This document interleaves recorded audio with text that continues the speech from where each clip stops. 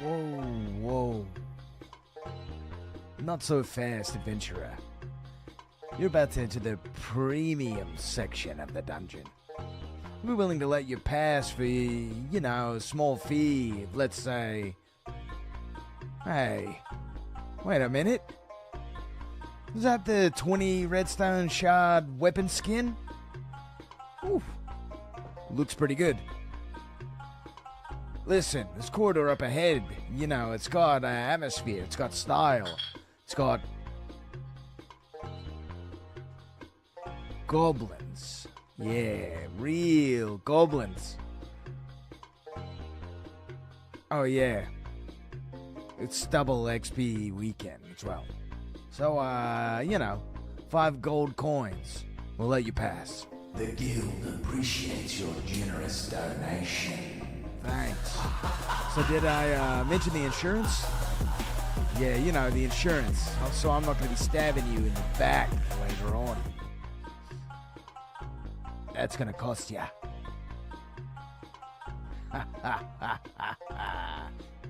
Get 'em, boys. Ah!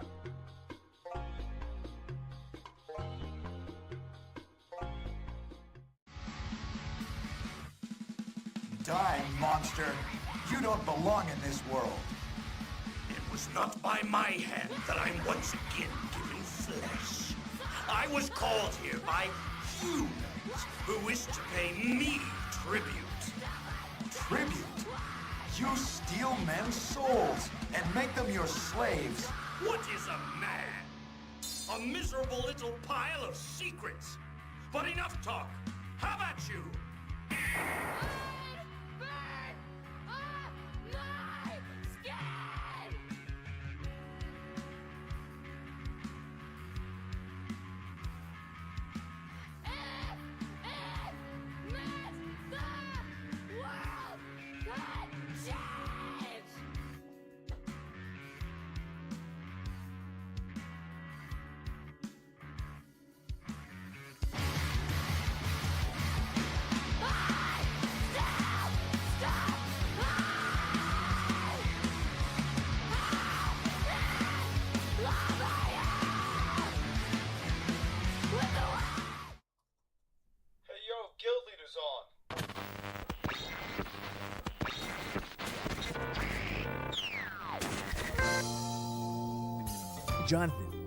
Jonathan, is this Jonathan? Yeah, and how'd you get this? Hi, I'm calling about the life inquiry we sent out earlier. Did you know getting that?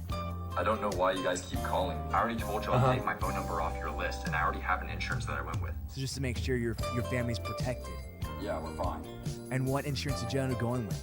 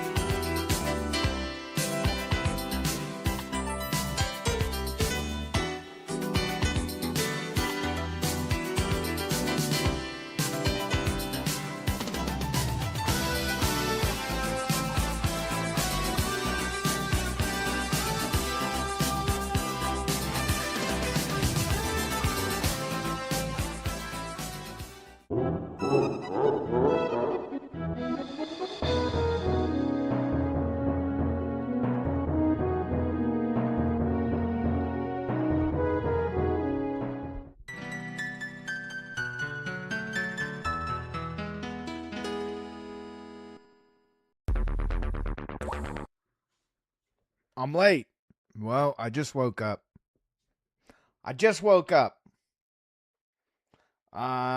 Pretty much everything below the desk here is like a fiery inferno of chafing and pox.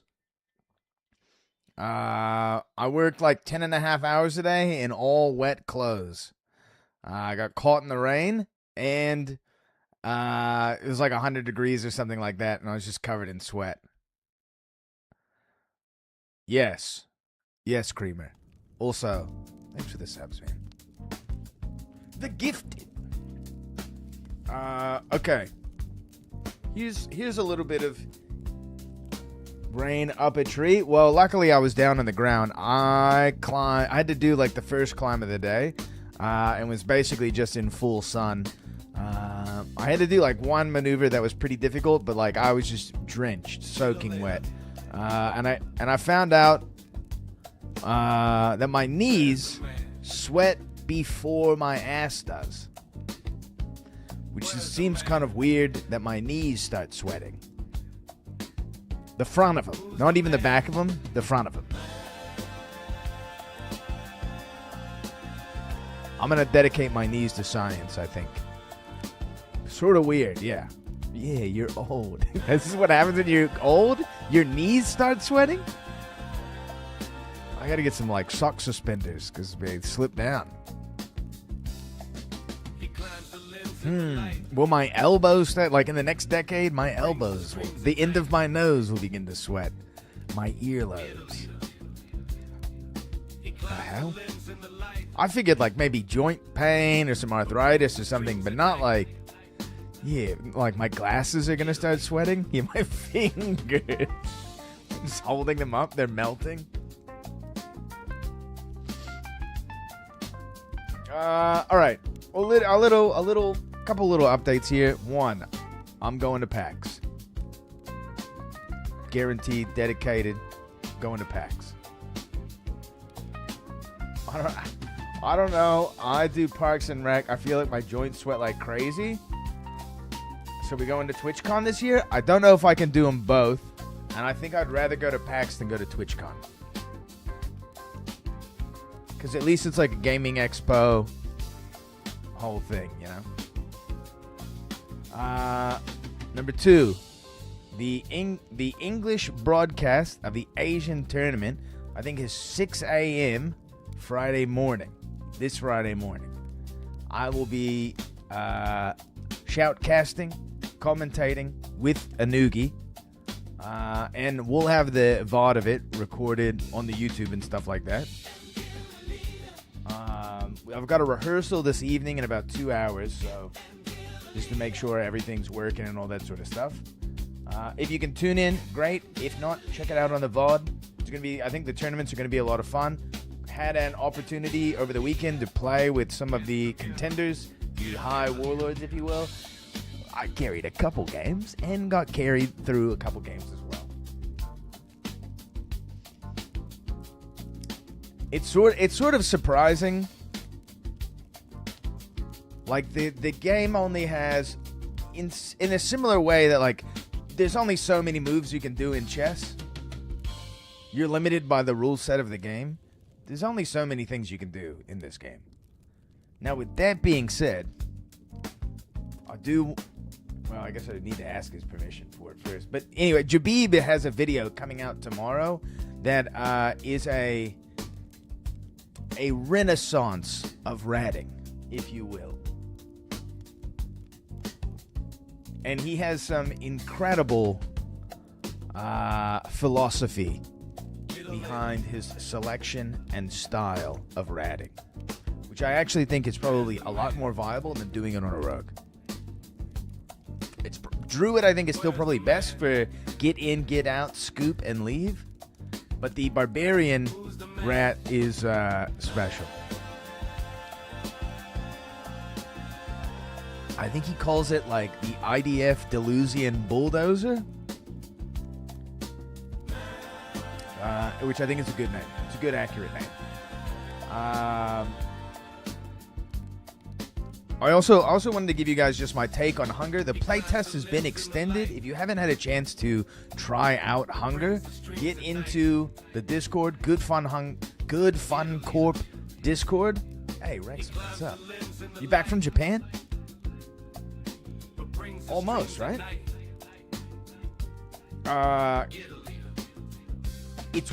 Hunger is definitely worth checking out.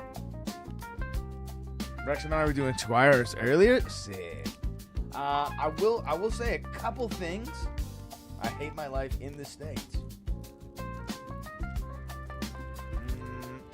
There's nowhere any one of us would rather be than on vacation somewhere else.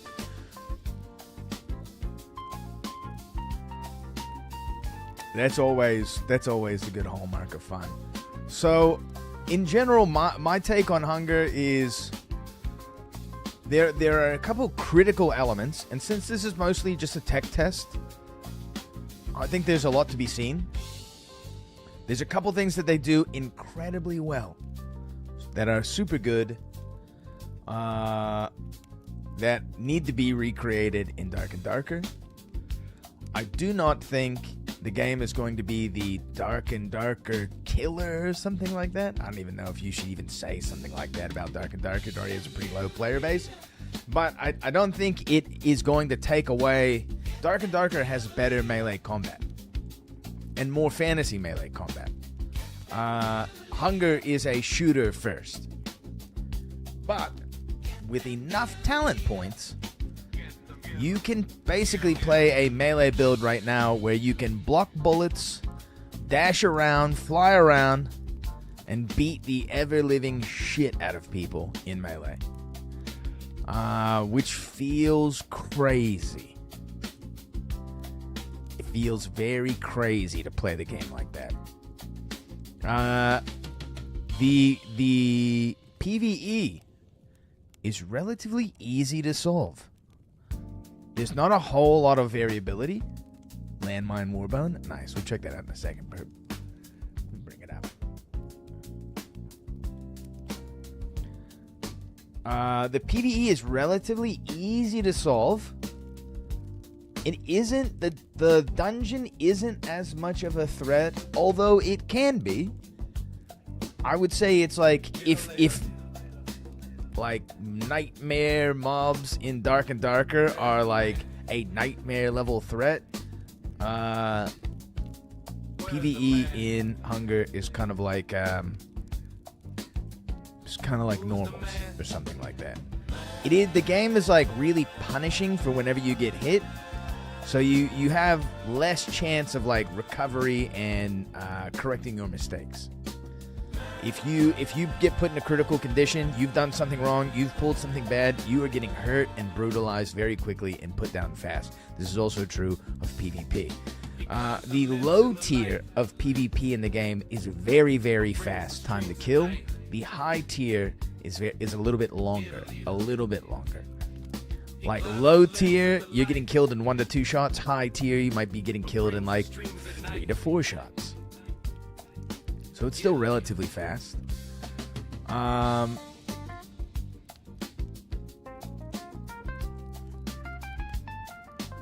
The class balance is kind of interesting. Right now, you're basically only seeing people play Hugo, but I've been landmining in that game with Ava, who can quiet her footsteps and, when in close enough range, blind you for 4 seconds. When people are blind, they run into walls. They have no idea where they're going. They run into your sword. Which seems wildly unfair. Now, progression-wise, the game has a sort of solid progression base, which I think is kind of interesting. Both with a skill tree, but the skill tree, I would say, even at this point, even in a tech test, unless some things change wildly, it's kind of solved. The melee build is like cemented, unless something changes with the melee build, and I'm sure things will change over time. But there isn't like there's not a lot of these are all really good options for you to pick from. Which ones do you want? It's kind of like these ones are the right ones to pick. It's going to be hard for any game to replicate what Dark and Darker did with the tactile feel, swapping between weapons, spellcasting, items, and potions. Completely agree with you. Completely agree. The Thing, we're going streaking. Yo, what up, babe?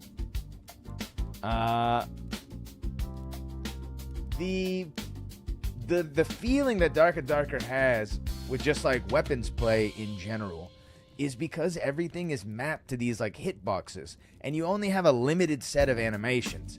Something in Hunger, you have different sword swings that you can do, right? You have different directionality to your sword swings. Literally doesn't matter beyond thrusting and slashing, or holding it for a little bit longer or not.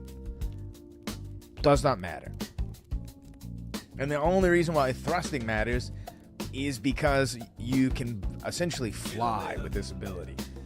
You take like a couple perks that basically like make you move faster, make you have more stamina, all this sort of thing, make you like lunge a little bit whenever you do a thrusting attack with a weapon, and then you basically can just bunny hop with this thrust and just woo, woo, and you fly away. You got your weapon, you go, huh, huh, huh, huh, and you fly right off the screen. The female merchant is very good. Absolutely, the female merchant is peak. The aesthetic of the game is really good. The sound design of the game is not great. So if you're in a building, you can hear mobs above and below you, and they sound like they're on your same floor. They sound like they're right beside you. This is also true of players. So there's no muffle. There's no real engineering to the sound. It's very difficult to distinguish like where someone is once you start hearing footstep sound or them tinkering around or something like that. It's the directionality of it is not very good. The gunfire from a distance, that's good. But all the smaller, more micro sounds, very hard to distinguish. They use a goblin sound from, I don't know if it's from Dark and Dark. I'm sure it's just a free sound that's out there, but they use the same goblin sound, like those noises are in Hunger, which is nice.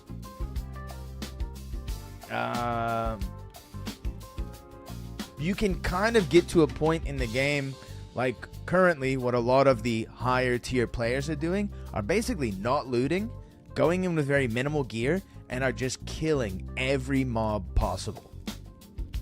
Do you speak any other languages? No. I speak a little bit of Spanish. Un poco español. But mostly it's like Mexican Spanish.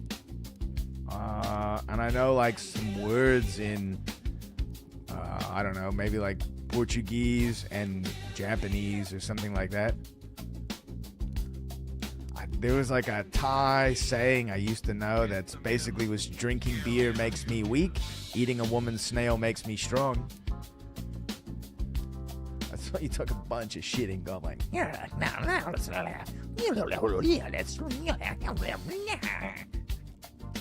guys got that?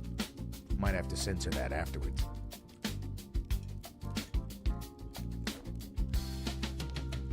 So in general, my feelings of Hunger are the game is a real contender in the extraction genre. It has a good mix of shooting and melee play, but you know, there's still a lot of shooting.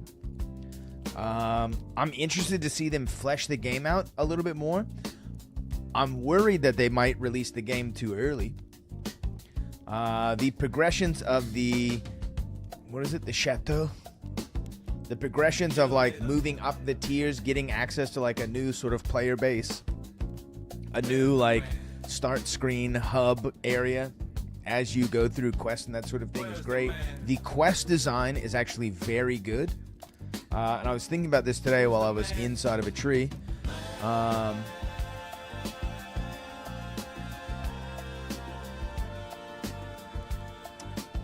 What do you want from a quest line in an extraction game? This is sort of inspiring me. I got to get back onto working onto the quest, I think, and then maybe submit something to the dad boys. I didn't play the game much because I didn't have time. What makes the quest good? So again, this is what I was thinking about. The quests show you the game. The quests show you the game. So the first early quests are kind of like the scraps. Go pick up some scraps for me. And then it starts to be like, okay, go over to this place, right? Go over to this place and you're looking for, you know, a particular interactable or something like that, right? But it's just walking you around these POIs, or it's getting you to collect certain things. So it's starting to teach you that there are certain lootables, certain locations in the game where you can find specific types of loot. Oh, I need some bandages because people are sick in the chateau. If you go to this camp, there's an infirmary, and then at the infirmary, there's a lot of medicinal supplies. So it's showing you how the game is sort of broken down, which object containers are going to contain what type of loot, and they're starting to teach you that in a storytelling type of way. They're also getting you to go to POIs. Hotspots. So like, you know, you get an early quest to go to basically the middle biggest hotspot on the map. So that's going to like let you know that's basically a quest designed to get you killed. It is specifically designed just to get you killed because they're essentially, the quests are trying to force you into PvP without telling you that like there's going to be PvP. Like, get ready, kill one player to complete the quest. It's still just like, go here and, my mother left something behind the cupboard. Check it out. Which I think is just like, this is like great direction, right? Because the quests aren't obvious. They're not like indicating, they're not like kill 20 zombies. You know what I mean? What up, MK? So like the quests are in universe cohesive. They make sense.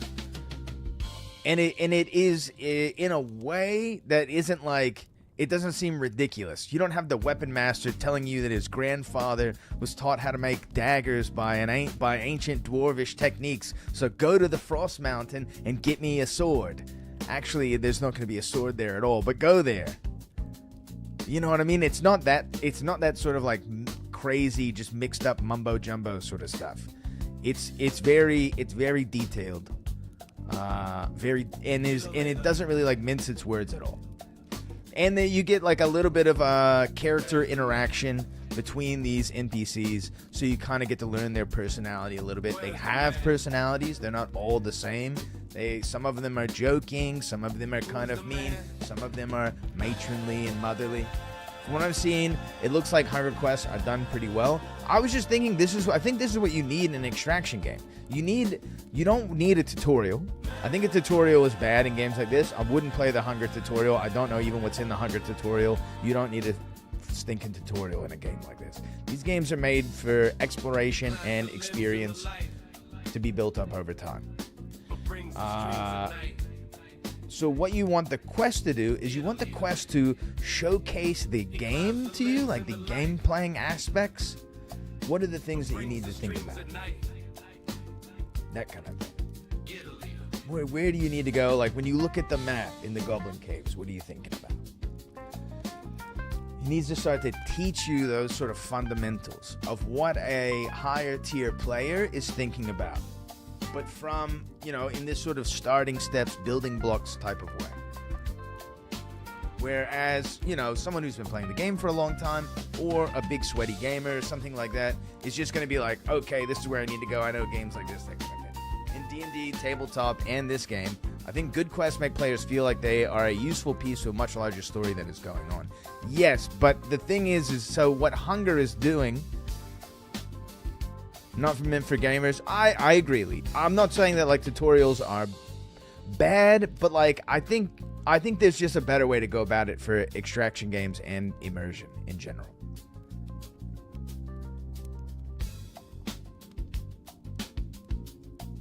One as like a weed 'em out, as a rooting out.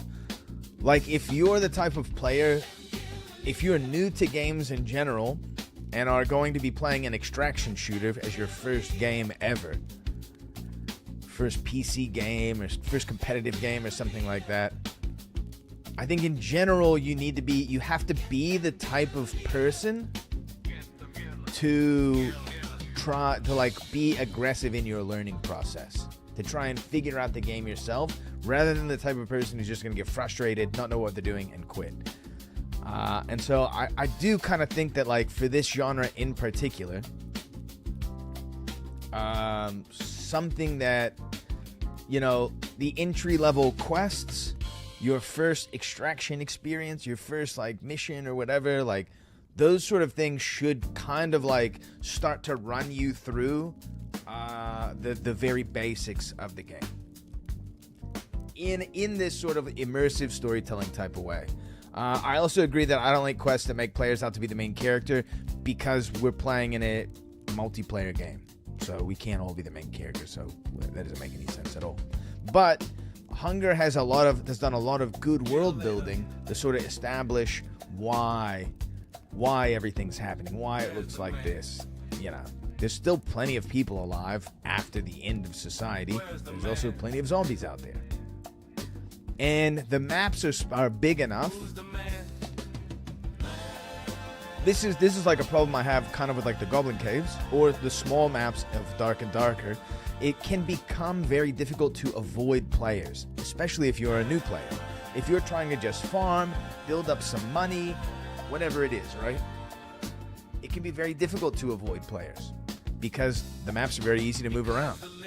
Goblin Caves level 2, incredibly small. You basically run around the whole thing very fast. There is enough space in Hunger that like if you were trying to avoid someone and just like farm a little bit after you've like had a couple bad runs, totally possible. Now, if you're looking for PvP, you can probably find like 2 to 4 players as well. You could probably find more than that if you'd like. First match of Tarkov was on Factory. That was heck. Infinity little bushes to hide in. Radar. Yep, would agree. And I think that this is also important gameplay that Tarkov has correct. I don't think Arc Raiders was very good at doing this. At you just being able to like root around, find some decent stuff and get out. Maybe. There's so much foliage in the game. Would agree. What up, Bagman? I think the foliage is really nice. There's a lot of accurate foliage, which is something I enjoy quite a bit. And so like it's very easy to like move around the forests, and even just from the layout of the terrain you see in front of you, to sort of figure out like, okay, I don't want to run across this open field. Well, I will if I have the spear flying maneuver.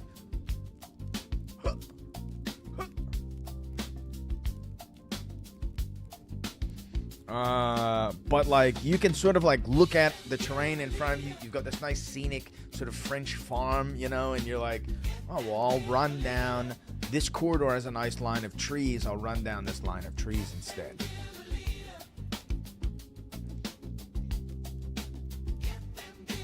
So you can kind of like plan your route ahead of time. Those things aren't possible in Dark and Darker, of course, because the gameplay in Dark and Darker should be all dungeon crawling. But I think Dark and Darker would benefit from larger dungeons. I also found myself missing like the floors. I really like Dad's like floor dungeon system. Going down deeper. You know, like at this point it's kind of trivial to all of us who have played the game enough, but like, you know, that visceral feeling of like, I don't want to go in the Inferno, dude. I can't make it. Every time I go to the Inferno, I die. Dad was meant to have 5 floors, by the way. Absolutely. I think the game would be better if there was all one dungeon.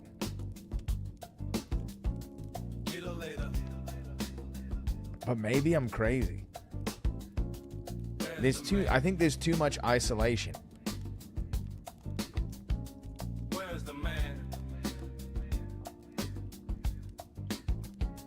Who's the man? So, again, I'll reiterate, I do think Hunger has real meat and bones, a real long grind, a good intermix of like you can get out and extract with some decent gear, you can run your best, get your cheeks clapped, and you're not like put on your ass. There's a little bit of issue with like the vendors in the chateau not like selling you the basic necessities. I'm sure a lot of that stuff will be ironed out. The build diversity is not there currently, but the bones of it are there. I'm excited to see what these guys are cooking. There's a lot of things that the game does well. Like, in general, really solid. The PvP to me is not as interesting as it is in Dark and Darker, though. Which I'm fairly let down about.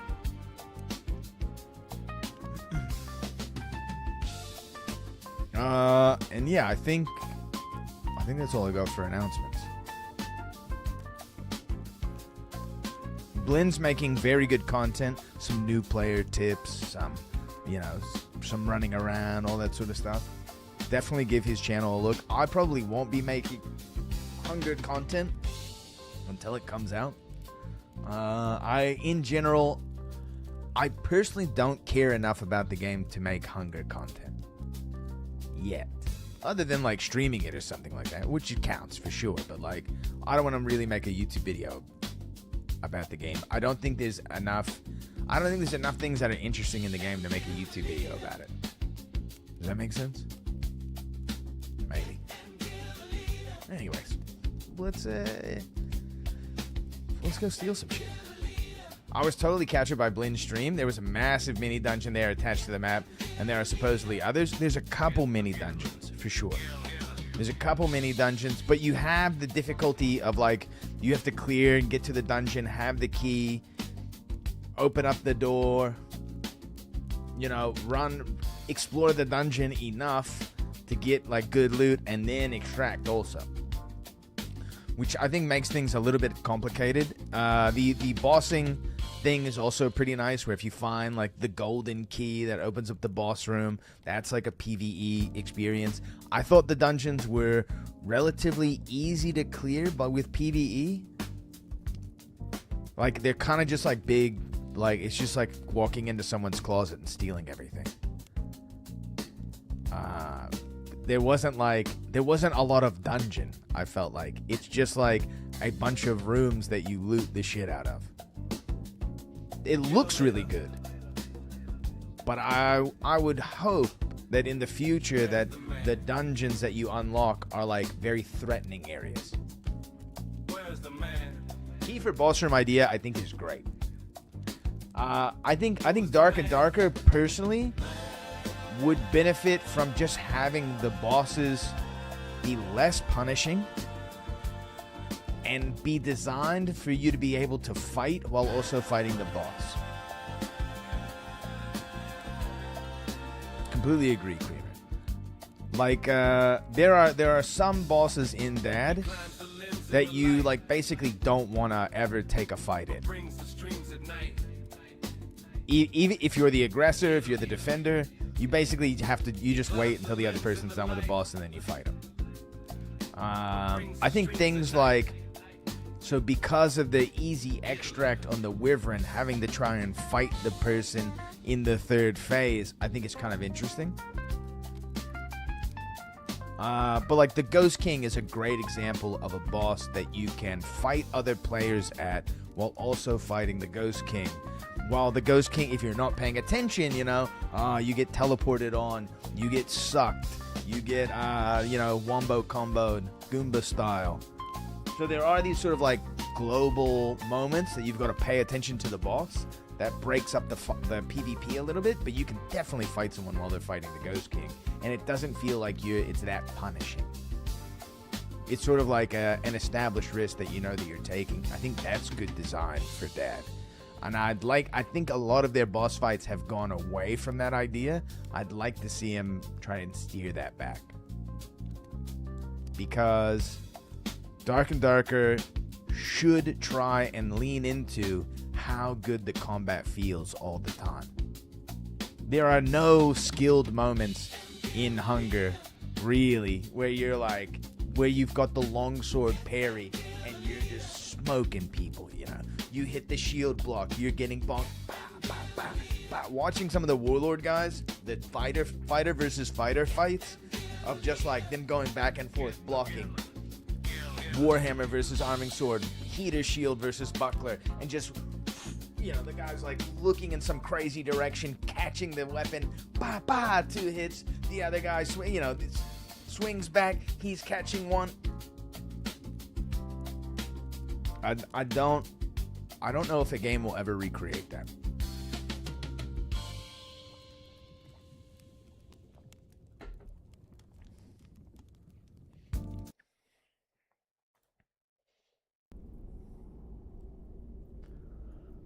Oh.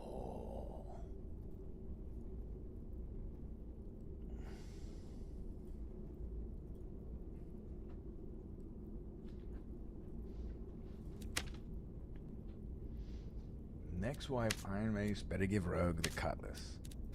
Yeah. Something, I feel like it could just be I'm too stuck in my own ways or something like that. But there is a certain feeling that gear is... There's a lot of gear, but there's not a lot of variety in what I feel like it's okay to equip in, like, Abyss set. And that could be just on me.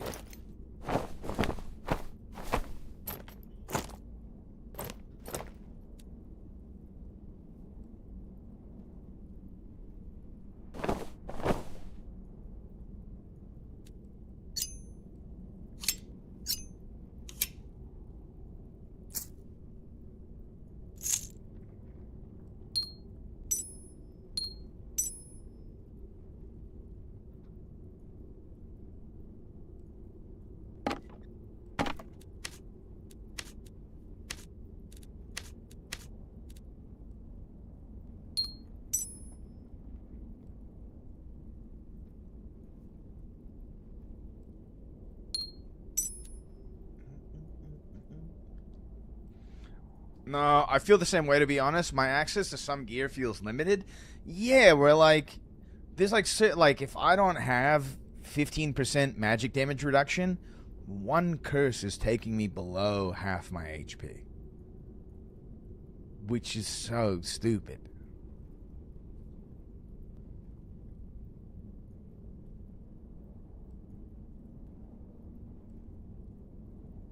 So, like, there's all this gear... But, like, you know, you can't, like, wearing a full Jester set is, like, very bad to do. Wearing, like, one piece of Jester gear is like a sacrifice you could make to get a little bit more headshot damage. But really, the thing that you want to do is wear a Fangs of Death necklace. You know, it's like that kind of thing, where it's like,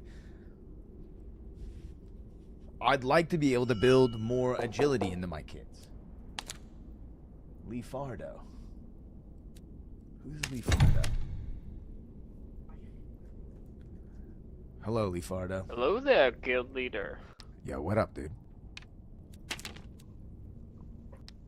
How was the last fight? What do you mean, the last fight? Every Friday. Oh, yeah. Oh, nice. You were there. Yeah. I got my ass kicked by a fucking barbarian that could use his fucking shouts, man. Yeah, everybody can use their abilities. You just can't cast spells and transform into stuff.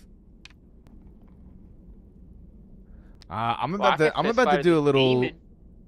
No, demon's not allowed. That's a transformation.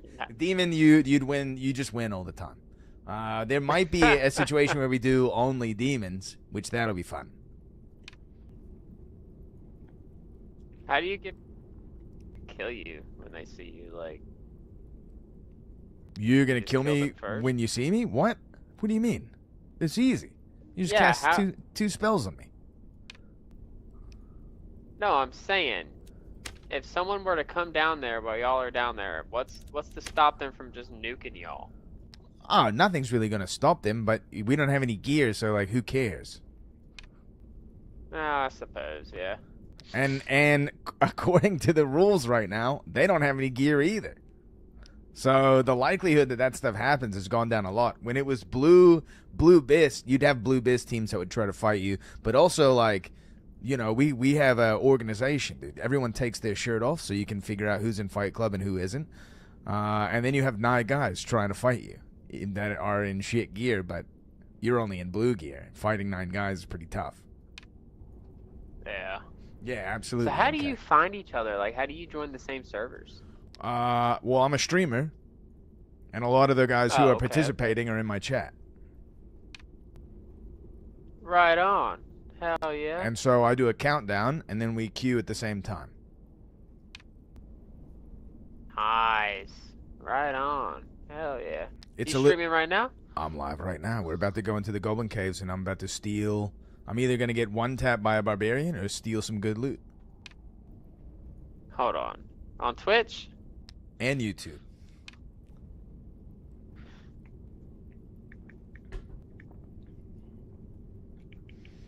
Let me look this shit up. Yeah, yeah. Come stare Oh, into the shit. eyes of the tiger, dude.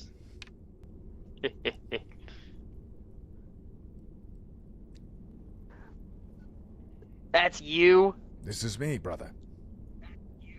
This is me. The photo getting put on Game Looking for like Free. Aussie, man. That's fucking sick. Yeah, you wouldn't know it from looking at it, but I'm 40 years old, dude, or about to be. No shit. Hell yeah. Well, let me switch characters real quick. I mean, I'm going in solo, brother. What do you want, man? No, I'm going in solo to rat out solo Golden Oh, you're going Caves. solos. Yeah. Only got maybe about like an hour and 10 minutes left to stream. Well, hey, man. Good luck, brother. Yeah, good luck to you too, dude. Keep your eyes open and walk in the shadows. Yes, sir.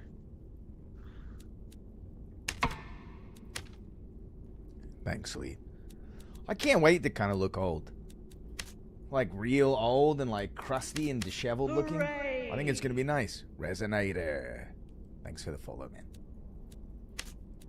Haven't been making a whole lot of YouTube content this season, but there's some good shit in there, dude. Guild Leader 420. Oh, I need a ring of speed. I need a ring of speed. I thought I had one, but maybe I didn't complete my thievery build. Leafardo is also it's a pretty good name, dude.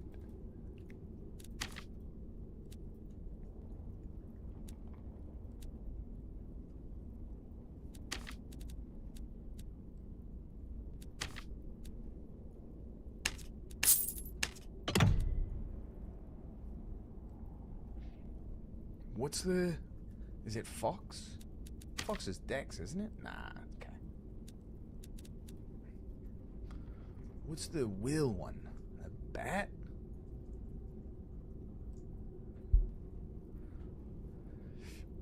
Badger.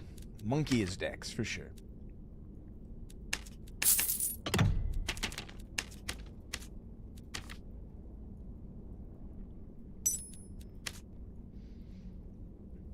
Okay, this needs to be cooldown reduction. And then I wish you could take like I'm out of emeralds. Surprise, surprise.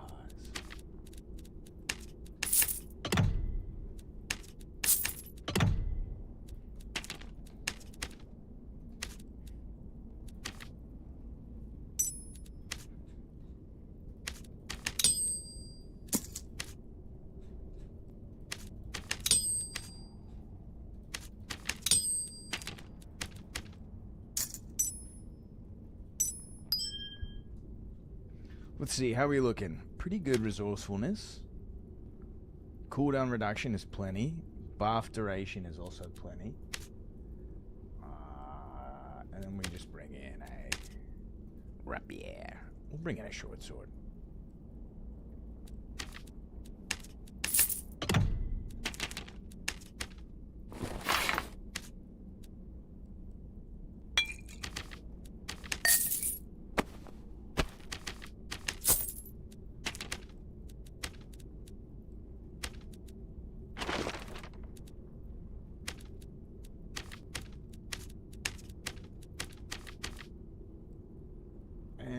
actually gonna run pickpocket. I think we need creep. We need hind mastery, creep, stealth. We'll bring the smoke pot in.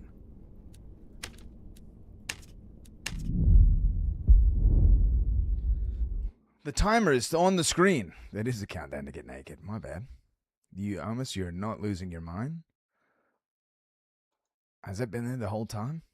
Shit.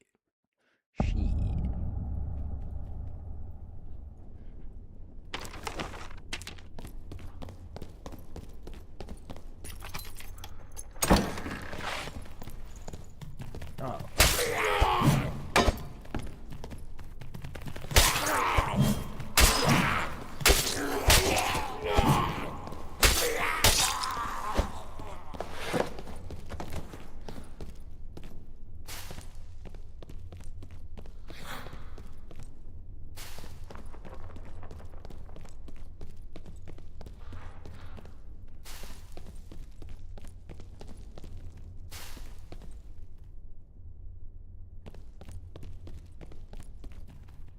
I got some iced tea today, boys, and it's on point.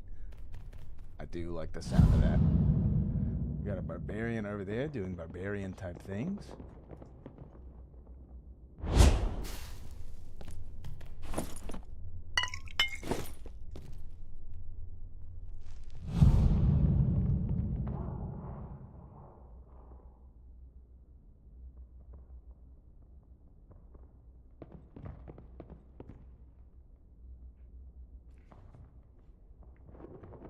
The last two I bought bad was pretty funny.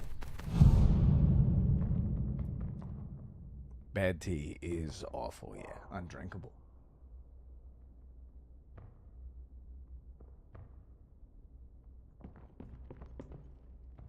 What's the move speed? Nice.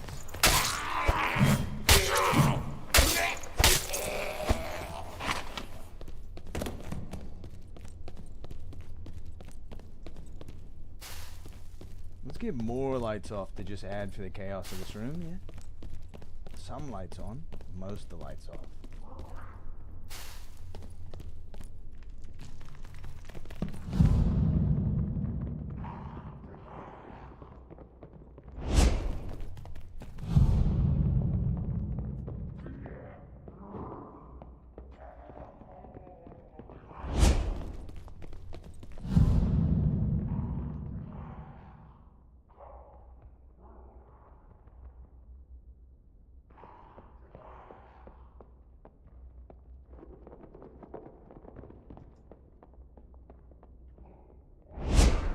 I moved to TN and have been without Turkey Hill for a few years. I think I found a store that sells it, but keep forgetting to go check. You just gotta make your own, dude. Turkey Hill's nice, though.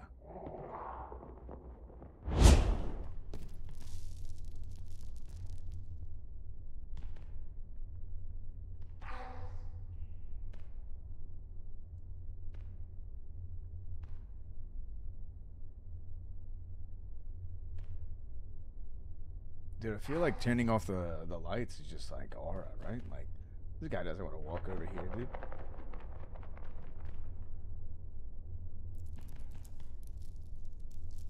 Aussie in his 20s, dude.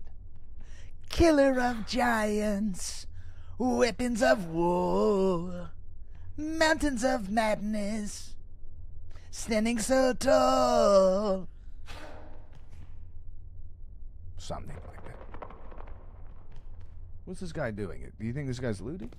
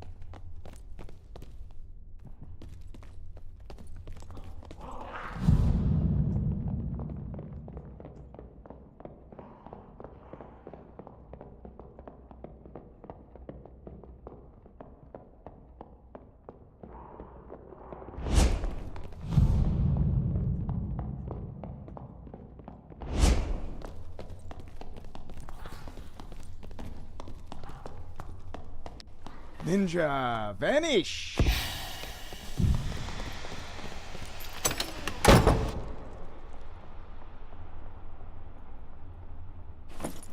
I kinda just like doing this though, just to watch.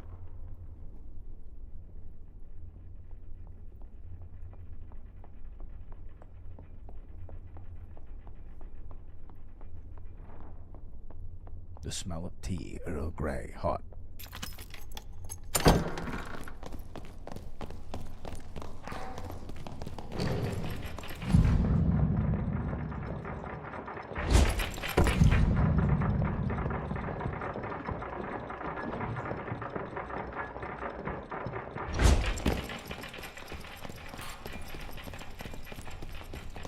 Nuh-uh.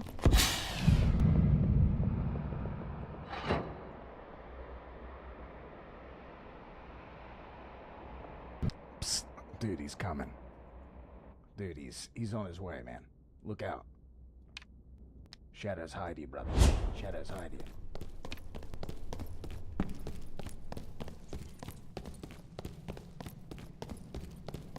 Yorkshire Gold. It sounds fancy.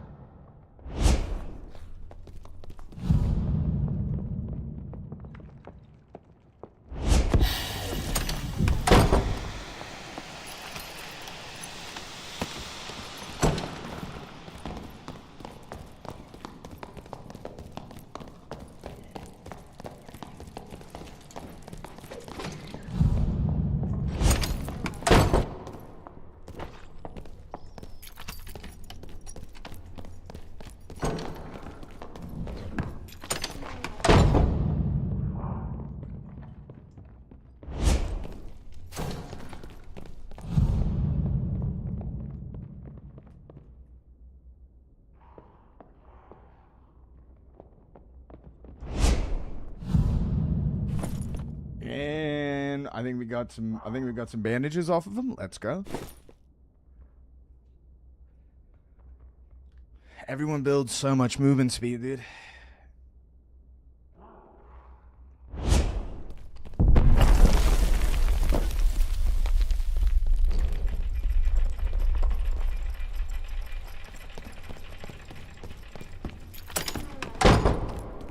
Yo, look out. He's on the way.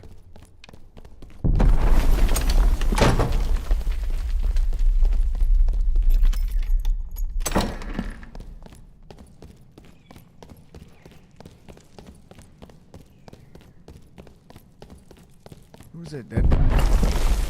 Somebody to see. Just see what's on him, yeah? Blue cloth pants, my favorite.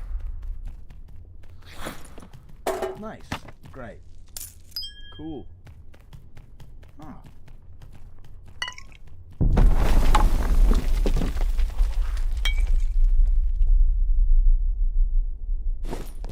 Sick.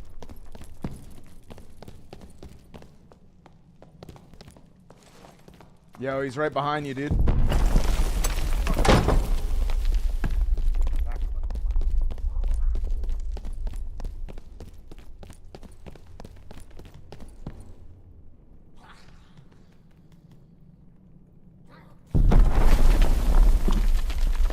It's also just pretty fun to play the game in a way that is, you know, like against type.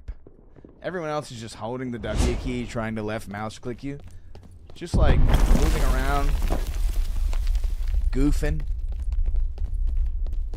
You can actually get some pretty decent scratch this way.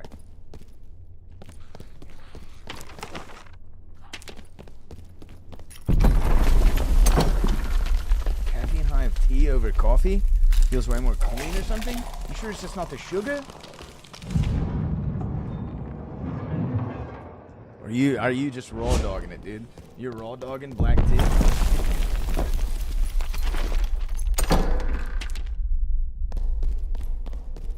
I put honey and milk in my tea. Nice.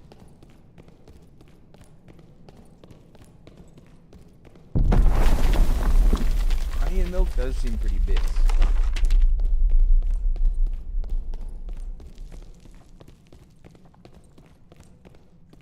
music has gotten louder.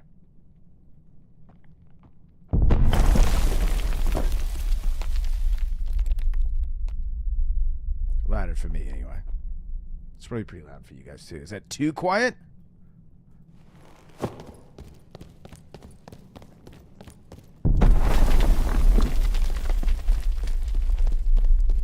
This one? I'll post it in just a second.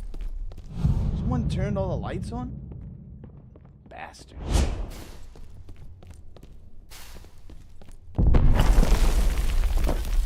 So if you turn off all the lights in this module, no one will fight it. Which I think is kind of like a funny thing. There's so many people in this game that don't like train to fight in the dark.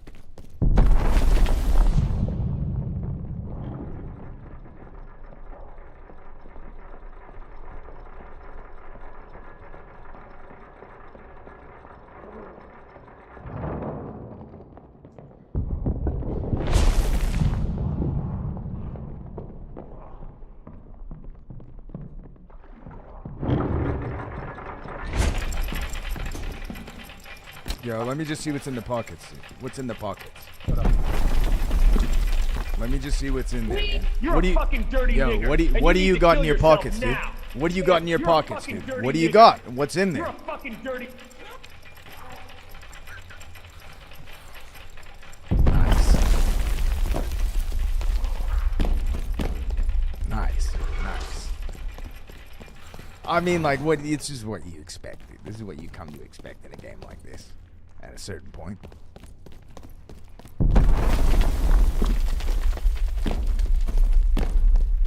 Say it to my face in real life, dude. I think he was calling me swarthy.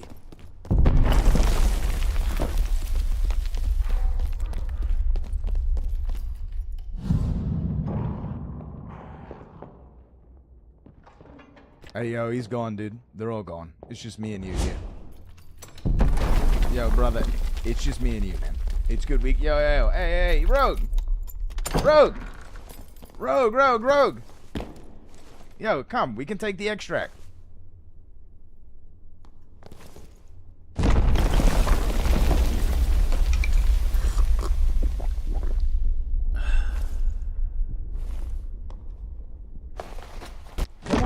Come on, brother!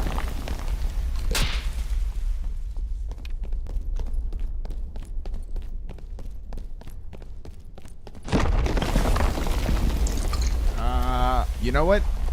Guys like that get posted about all the time, dude. In like the moderation ban this guy channels. So those guys do get banned for speaking that way. The last song was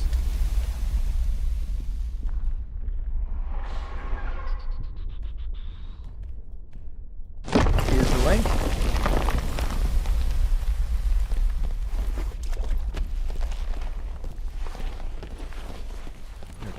I can't believe my road's not gonna join me, dude. We get extract in style.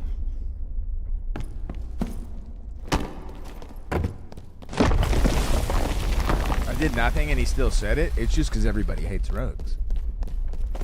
There's literally, dude, a post gets made daily on the Reddit about please remove images. A post gets made daily, if not multiple times a day, to remove Landmine Rogue from the game by all the other streamers. Now, there's a couple streamers in particular who post more than everybody else, but this is like the greatest joy to me in gaming that I've experienced in a long time.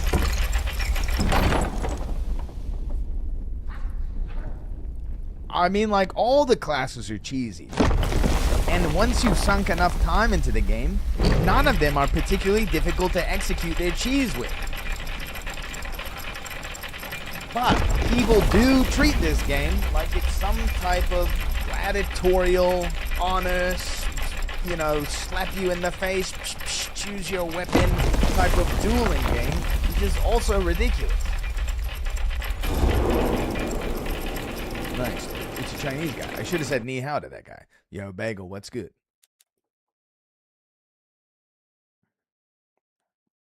3 monster kills, dude. That's a good run. All right, we'll strap a kit on. I just wanted to see what's going on in the Goblin Caves. Just, it's good to know it's like the same bullshit. And we got some absolute slop here.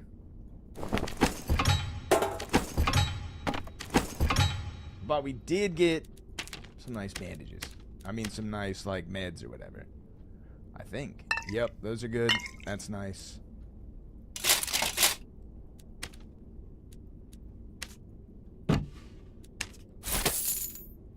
Yep.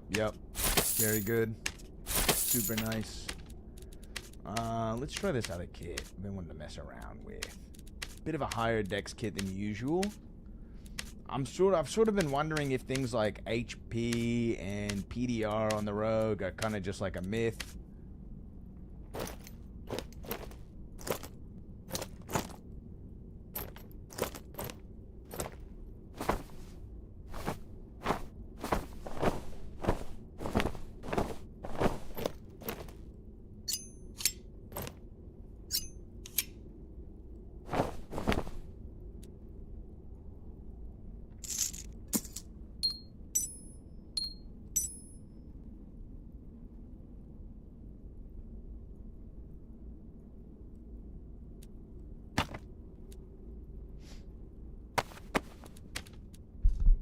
Played like 7 rounds of Marathon, got shafted every time, so I just gave up. I think Marathon is particularly a difficult game.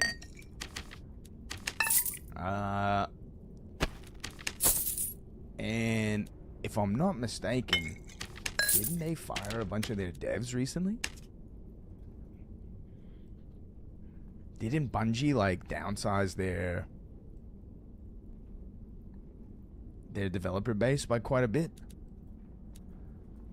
Which is bad for that game. It's weird that all these companies are trying to get into the extraction genre, where the extraction genre is a heavily niche game. You might get big numbers at the initial release, but the people who stick around and play your game, 10 to 20K.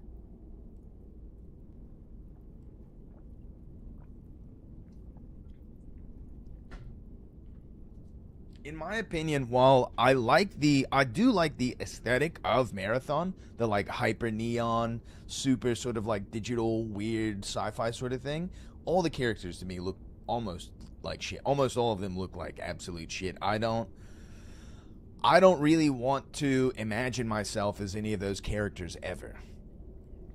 Except for in my sweetest of nightmares. And that really doesn't have anything to do with any sort of like, I don't know, personal prejudices or social things. I just don't like the way they look. I think a lot of people feel the same.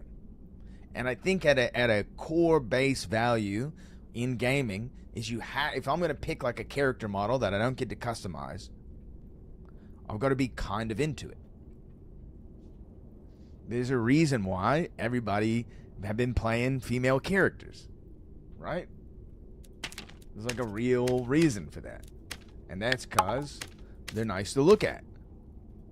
I also heard that Dungeonborn is coming back, which is very funny because I think there was a real development base for Dungeonborn. I think there was like a real team trying to make that game a thing, but I think Tencent was basically just using it as a pump and dump, like without the knowledge of the developers. Which is also funny. Let's do one thing real quick. Hand. Crossbow. Unique. With luck.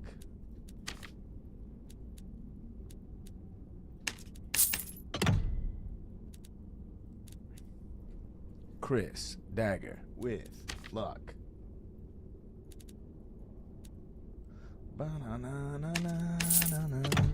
Tencent China #1 moment.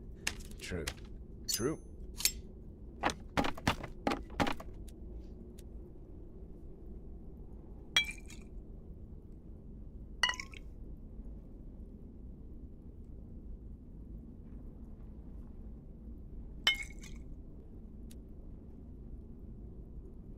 And I think think I got a charm around here somewhere. Yeah. Perfect.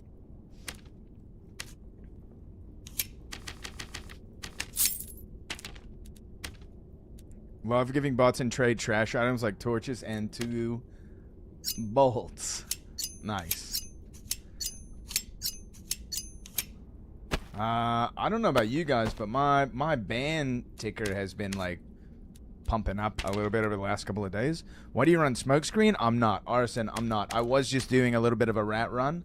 Just wanted to check out the goblin caves with a permahide pickpocket kit. Just to see what people were doing in there, if there was any contenders, if there was anything cool, if it looked like it was like pure chaos in there. Yeah. Probably not cutthroat, unless you're running a no-hide build, but this is what I'm typically running these days. Especially, we're about to go into the ice caves. This is how I like to run the ice caves, baby. Like this. Pretty low armor pin, but I think that's okay. We'll play with it.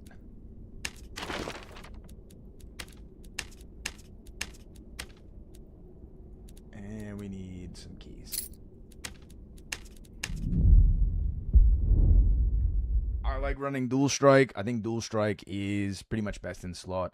I think currently with the way Rogue is, if you're playing solo, you just need a lot of damage. I like to play off a landmine. Yo, what's up, Rhea? People have problems with landmine Rogue. I don't. It is, to me, one of the greatest ways to play the game. This inherently is not a very fair game. Ambush is a total waste of time, in my opinion. It doesn't really add very much damage at all, because Rogue mostly gets a maximum value from their damage. It also doesn't apply to both stabs on the dual strike, only the first one that hits. Watching you, big dog. Ooh, yo, Burger King with the 42, dude. Yo, if you're new around here, yo, give Burger King a follow, dude. This man is the best pickpocket rogue I've ever seen in my life. This is up to you. This is a one shot, one You just missed our one little pickpocket run in High Roller, Burger King. If the world doesn't believe in you, just know that the We didn't really does. get a whole lot out of it. Let's go. Maybe like 1,000 gold or something like that. Nothing crazy.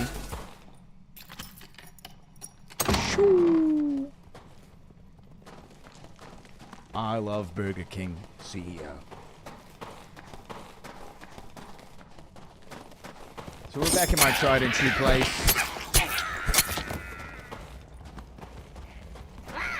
This is a little bit of a high dex kit. I think running high dex might be something I do a little bit more often. It's probably better with the Castilian. High dex is probably better on a Castilian.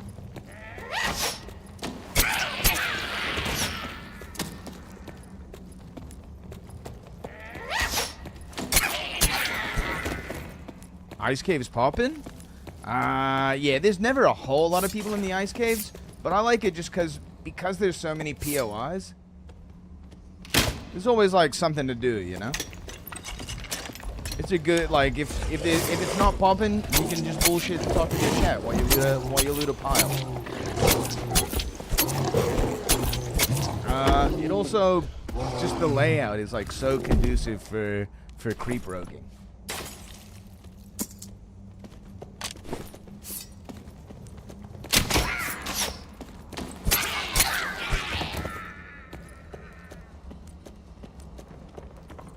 It's a bit of a bummer, the POIs. Yeah, like we're like the center module right now. The 2 ice piles.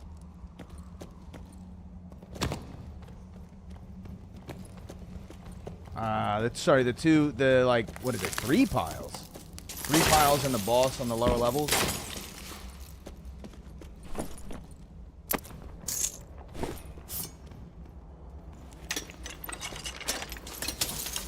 POI stands for point of interest. Yeah, Machine Gun Kelly girl. yeah. Nice, that's a warlock, looks like.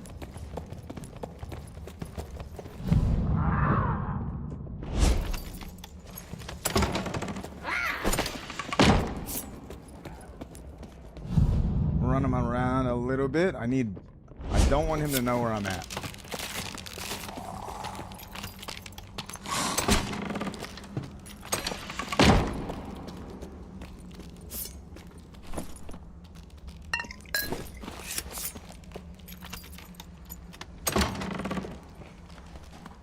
That very well could be Ictis.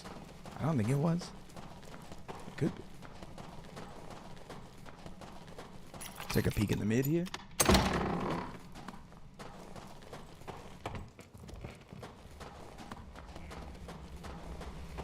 He might assume that we've jumped, which means he might jump as well.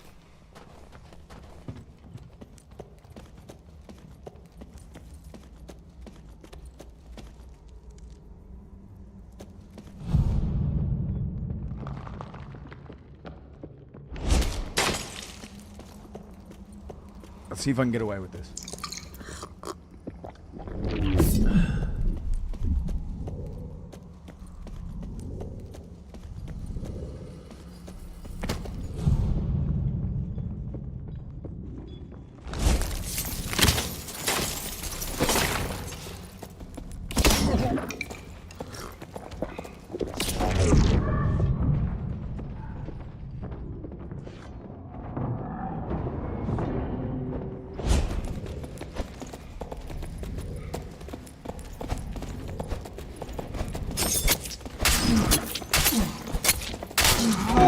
Just with the 3-tap. Nice headshot on the in there. I didn't turn fast enough. Close. One more hit and we would have got him. It's a lot of damage. 4 hits to 3, we lose that fight. Are you on Twitch as well? Yeah, Arson, I'm on Twitch. The chat on YouTube has a lot of delay, for sure. So in this case, a little bit more HP, a little bit more PDR would have gone a long way. Maybe we didn't have high enough damage. It's possible. Maybe I should be running armor pin instead of physical damage bonus. My buddy Lefardo sent me. Appreciate the follow, man. Lefardo's a good guy. Stay tuned for Friday Night Fight Club. If you haven't heard about it, you'll be fighting first. Didn't have the right neck on. Oh, true. Didn't have the right neck on. Had the luck neck on. How to build that type of rogue? Yeah, I'll show you what I'm typically running.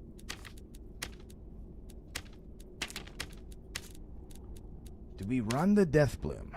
It's me from YouTube. Nice. We got other kits to run. Let's run this first.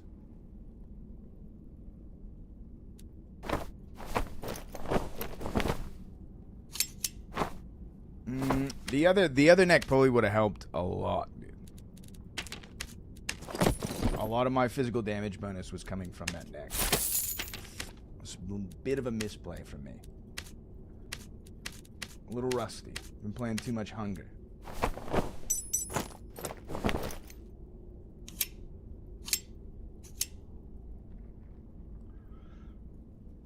We're dancing, we're grooving. Some karaoke? Who wants a little karaoke?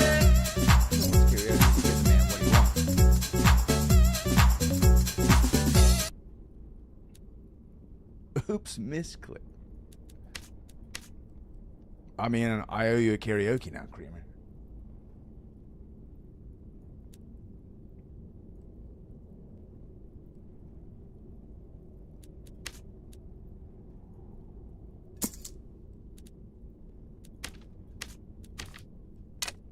We'll just go on the hunt this time around, yeah? It's a guy requesting Aussie from before. True. Hunt, showdown. Did I say hunt? Maybe I meant hunger.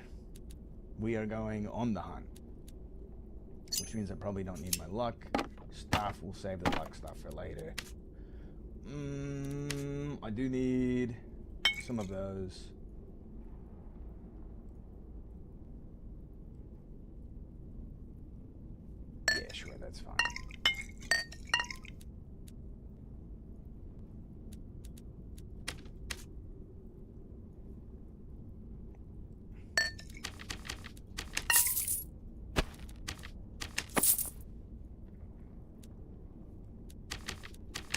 Okay, so just a quick overview of the kit.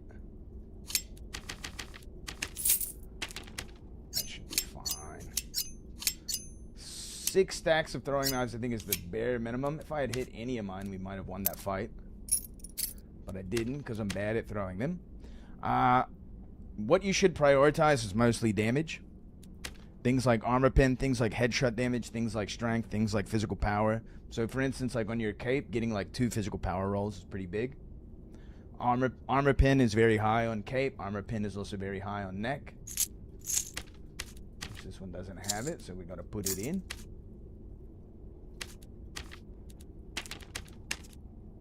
Gotta buy. How much is a ruby going for, dude? Critical mass.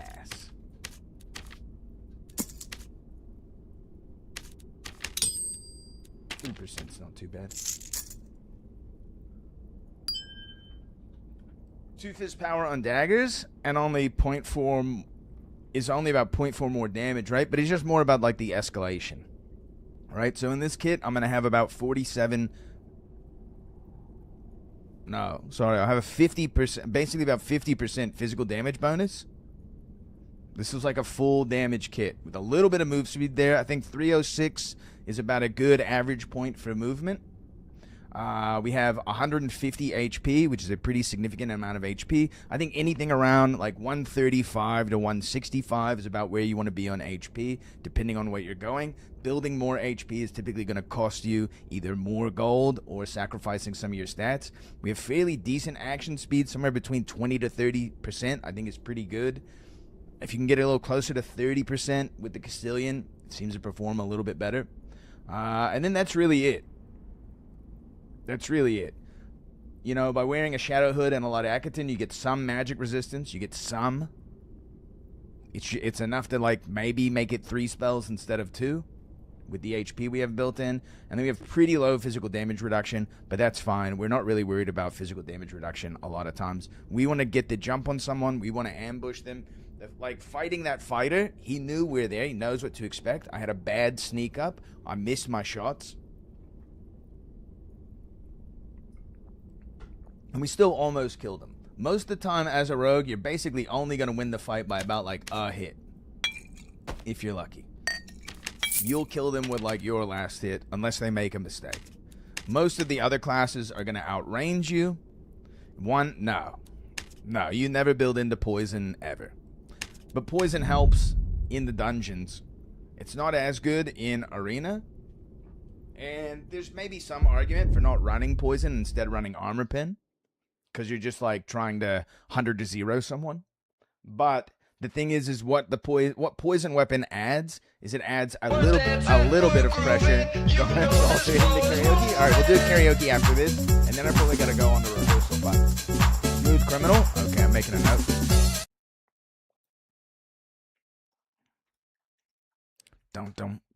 Don't.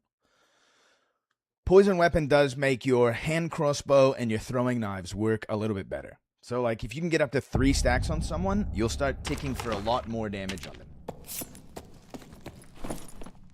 Like, 2 stacks doesn't really do a whole lot of damage. 3 stacks, it really starts to sing. And if you can, like, land a couple of those, even get up to 5 with a couple knife strikes.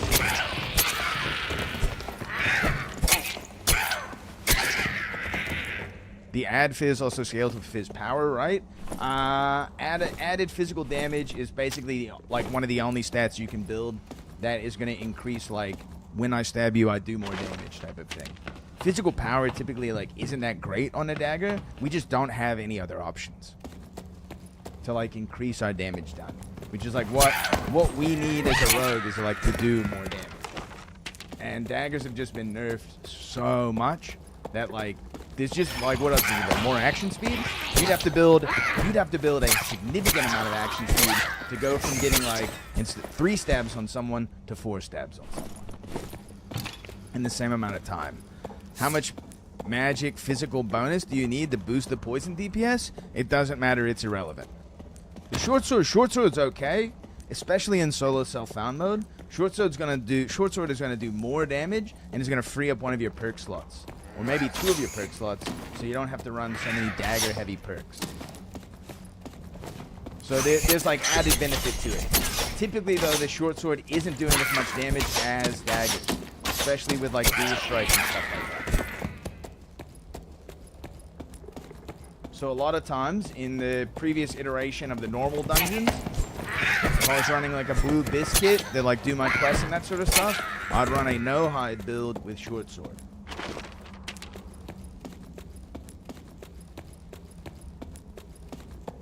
Just because you have a lot more mobility then, you're stacking a lot of HP.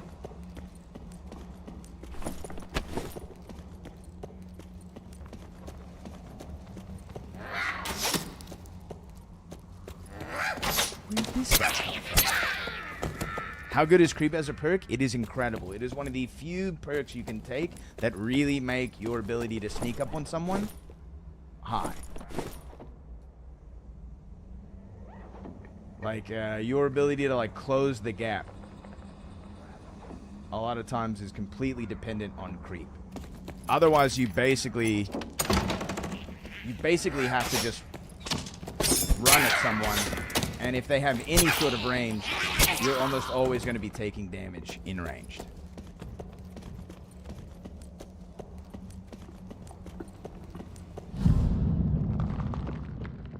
You can also move through a lot of the modules without pulling mobs, which allows you to move around a little bit more. And adds a little bit of obfuscation to your opponents, so that they don't know exactly where you're at. They don't know that, oh, this room's been cleared. Someone's here. Someone could be here, right? They don't have any of those feelings. Ambush overall is just a bad, it's just a bad sprint. And it's bad because you never really build any will on Rogue. Because you have like negative will, you aren't getting the full duration of like any of your buffs.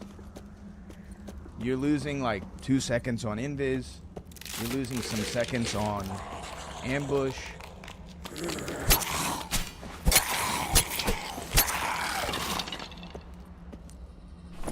So it's like it's lackluster to some degree. The damage isn't significant enough for you to build it over other, like, for you to take it over other perks. Like if you wanted more damage, you should take armor.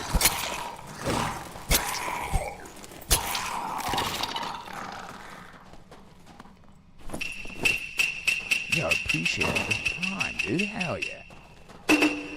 Welcome to the game.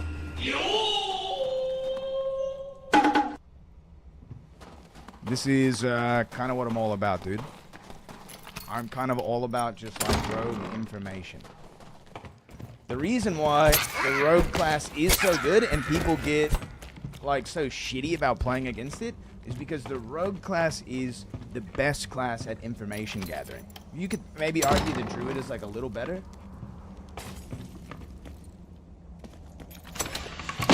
I guess we'll clear this and see if someone shows up.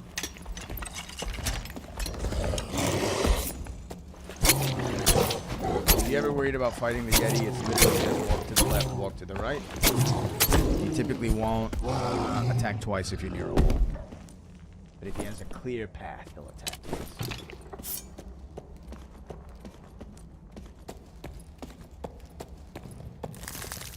That the designers didn't even foresee? Yeah, true, I would agree. It's the landmine part they hate the most, but the landmine part, the reason why you can landmine is because you've vested them on information gathering.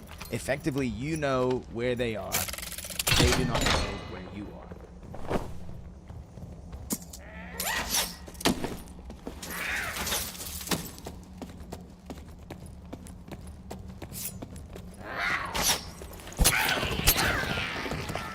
Like, I also had the complete opportunity to run away from that fighter.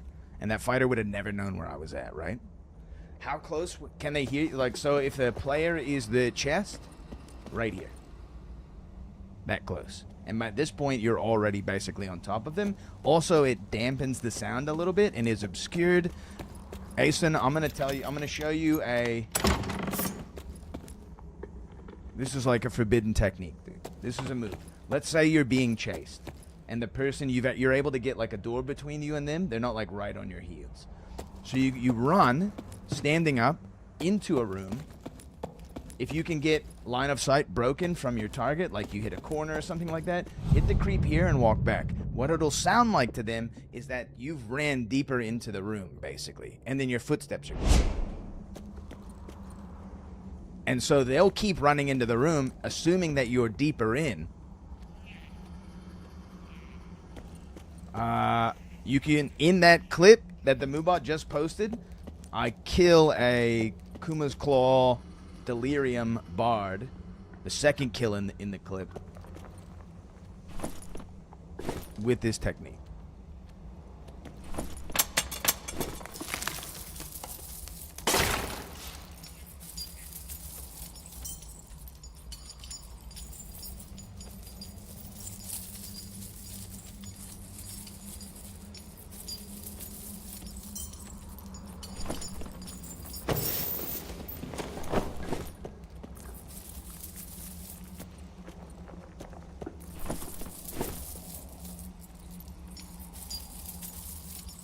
And if you are, like, in future wipes and that sort of stuff, if you are farming,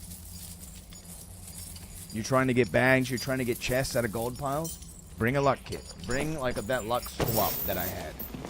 Even if you don't have, like, that necklace, you can't craft it yet in a wipe or something like that, bring in, like, one piece of gear that has, like, a high luck roll in it, or maybe two or something like that.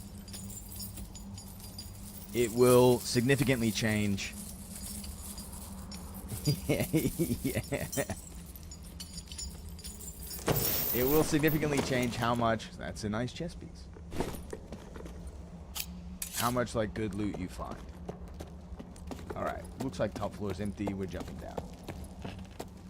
Typically, if you stay till about half the match and no one's gone into the mid... Again, yeah, if luck is fixed. So, like, in the mid, you're going to find people who want to fight. In the outskirts of the top floor, you're going to find people who are farming. I'm not necessarily trying to, like, KO some farmers right now. I want to find other slayers, other hunters of men, other people who are farming high point POIs. I almost had a Xerxes last night. Very close to getting a Xerxes off of a guy's body. But he fucked me on the ladder, dude. He screwed me over on the ladder. There were mobs behind. He pinned me on the ladder. I couldn't move. I got pinned by mobs on the ladder and his ass. And then he sent me a message that said, "Get fucked, you dumbass, hide rogue." And I said, GG's. Nice, you got me. To build budget, since I keep breaking my bank trying to learn rogue. Budget rogue basically just looks like you're a farmer. The way I would recommend practicing rogue, you're probably not going to get a lot of fights in normals right now, but would be to, like, build 3 blue kits. And no, I wouldn't worry about the water map. But just build, like, 3 juicy blue kits, run those down, try to fight other people with blue kits. Rogue is a class that is very, very bad in low gear and basically only starts to even out that power curve at the high end of gear.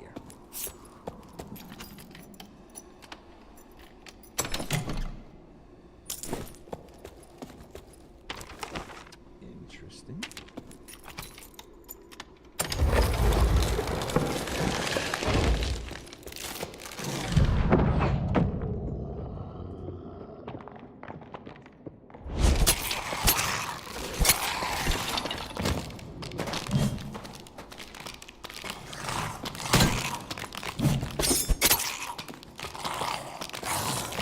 You really need, like, in solo sell down, it's not going to matter that much. But in my opinion, you really need about a legendary kit with, like, some good rolls. You can get away with, like, half and half, for sure. Yes. Everything on the rogue will feel better. Your damage will be high enough. Your clear speed will improve, which is also incredibly important. Since rogue has kind of a not that great of a clear speed. Hell yeah, I was sick, dude. He's cleaning up. Omus is becoming the main character, the legendary Spellblade himself.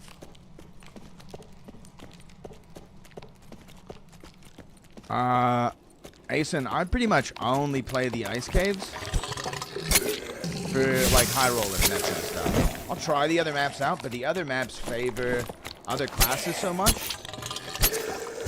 And in general, oh, come on.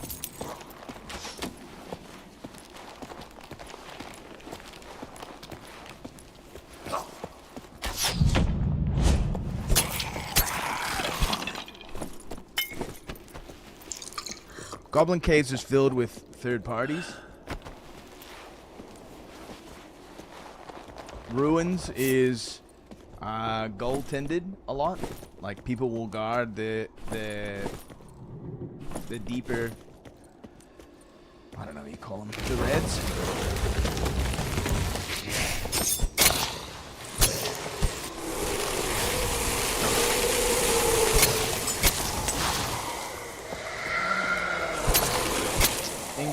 Like, what you need the most as a rogue is you need people to play the game normally. You need people to be farming mobs. You need people to be clearing rooms. And not just, like, skipping through all the rooms, jumping over different, you know, jumping over walls and all that sort of shit. You need people to be, like, playing the game normally as a rogue a lot of times. What? Dude, Warlord's armor? What? Nice.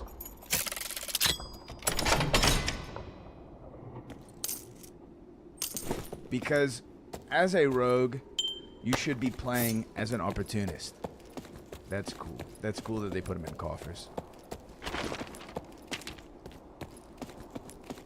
You can get troll's blood in those. That's insane.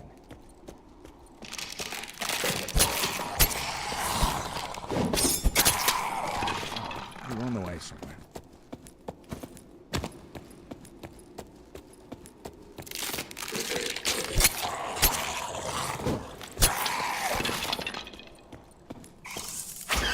Favorite mob.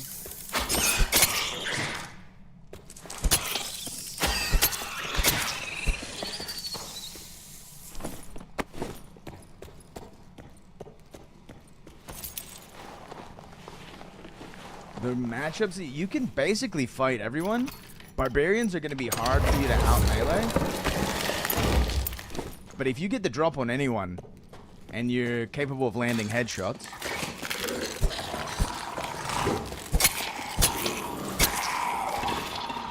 the likelihood that you win a fight dramatically improves.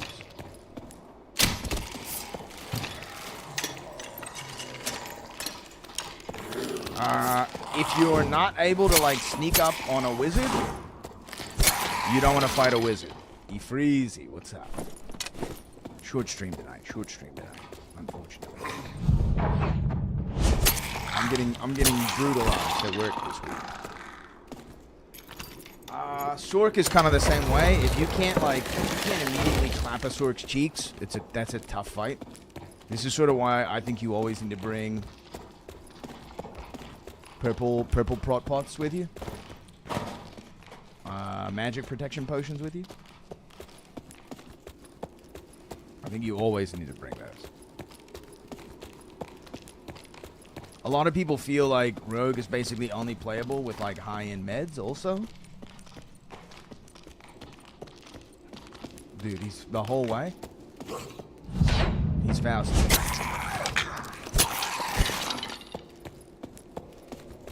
We got plenty of time in the map.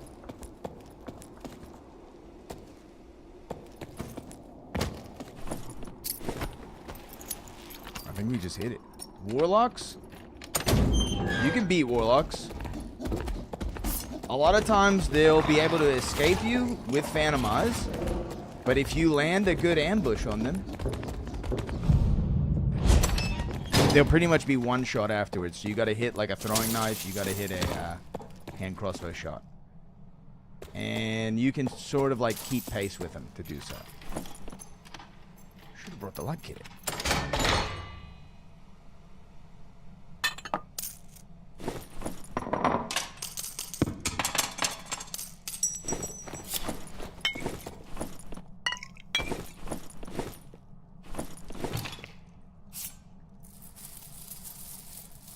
Under 305 move speed is troll? No. Because you're playing with creep, you're like your goal is to try to set yourself up so that you're in front of your opponent or that they're walking into you. That is kind of the goal in most of the cases.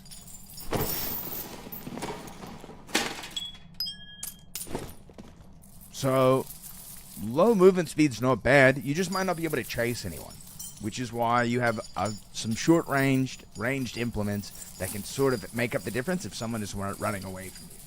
If like someone like a barbarian or a fighter is running away from you and you don't have the immediate advantage or can't catch them, don't chase. Do not chase. Just walk away. Let them reset. You reset as well. Try to set up another ambush.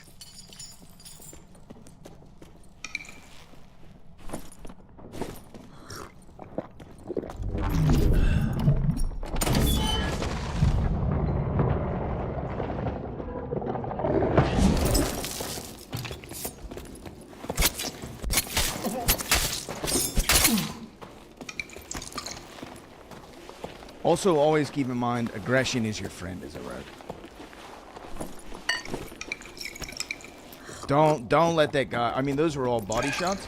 Don't let that guy just fucking camp, dude. Don't let him set up some type of situation where he's going to be able to fight you perfectly or some bullshit. Just kill him. He's in pretty much piss anyway.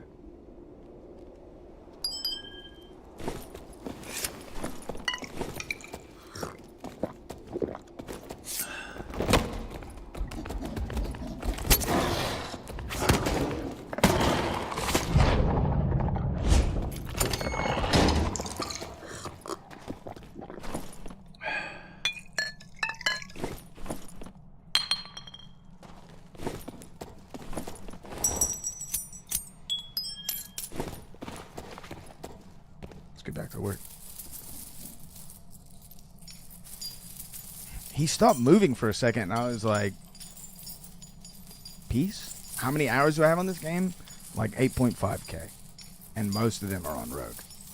The only other class I really ever play a whole lot is Slayer Fighter. Just because Slayer Fighter is fun.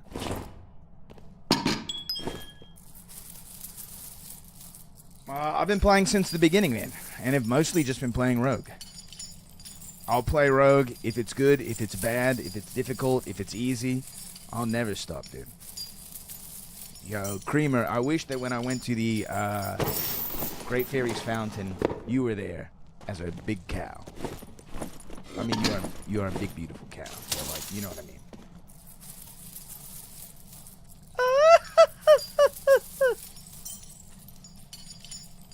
Where do you learn most of this stuff? I feel like there are little resources in the game and everything is outdated. Check out my YouTube, dude. Nah, but a lot of it is just from trial and error. A lot of it is from talking to other rogues. A lot of it is from watching other people play the game. And experimentation. You know, rogue is a very high skill ceiling class. So a lot of the people who have a problem with ambush and landmine and that sort of stuff, you'll see them play the game in a way that's completely different than the way I play the game.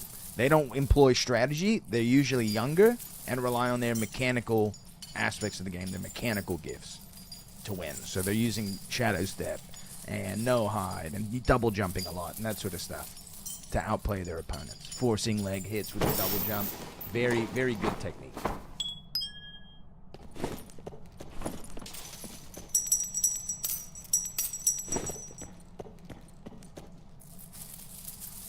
But as an older gamer, the thing that I have to do a lot of times is rely on strategy.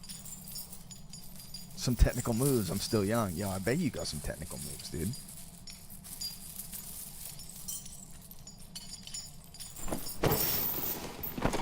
And since a lot of people basically are just like hard rushing in this game, the top 3 classes right now for solos: Wizard, if you're really good at Wizard; Barbarian, Sorcerer.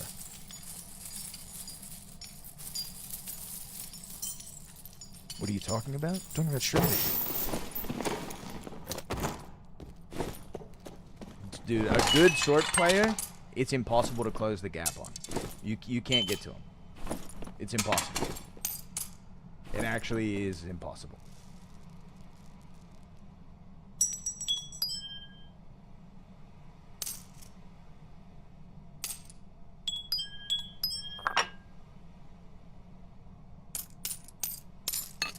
Dude, speaking of Unk Gaming.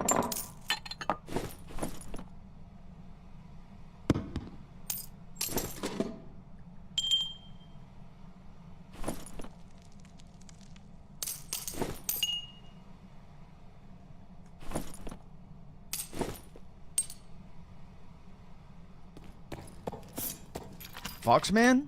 It's probably a controversial take, yeah. Foxman's good, Morty's good. There are other sorts that are good.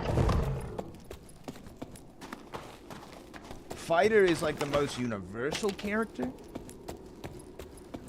Like, Fighter's never bad. It's good in every situation. Yeah, it's because of how oppressive they are at with high-end gear. Sork is a class that if you land, like, one skill shot to freeze someone,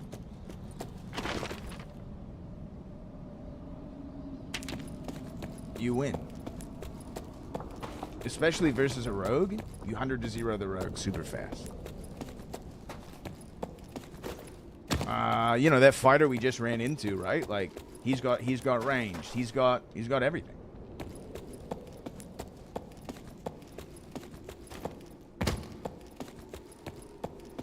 I don't know if I checked the pile, dude.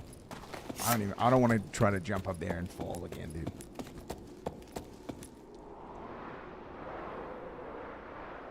Sork's good. Sork in low gear is going to have a tough time. Dude, of course I've fallen into the void. I've fallen into the void multiple times, dude.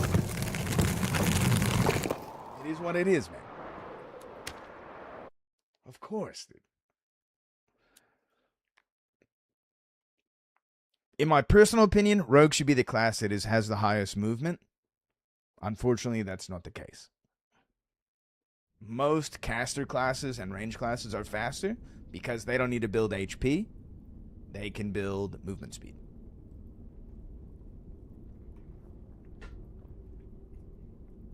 Movement speed and damage, right? Because if they get caught, they're dead anyway, in most cases.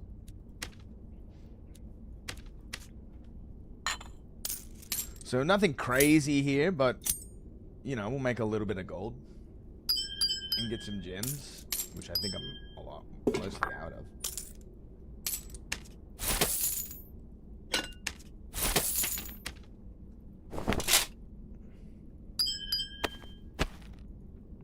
Full plate barb is the fastest class? Yes. Yeah, right now the balance is sort of weird where a lot of the very tanky high HP melee classes have access to some of the best movement abilities in the game and are faster than you as a rogue. They're faster than a lot of people. Especially a barbarian that has like the ability to slow you down as well. In an AoE, they don't have to hit a skill shot to slow you down. They can just slow your ass down. Now, I do believe we owe a man some karaoke. So we'll go over here to the skeleton dance room.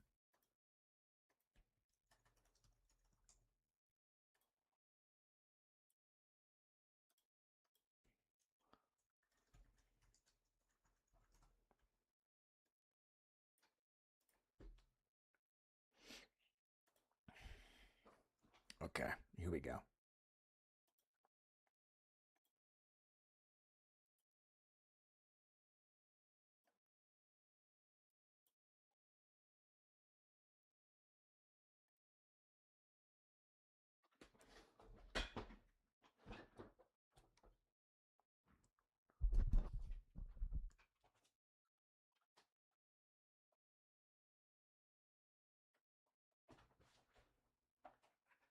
All right, that's the only dance moves you're getting out of me tonight.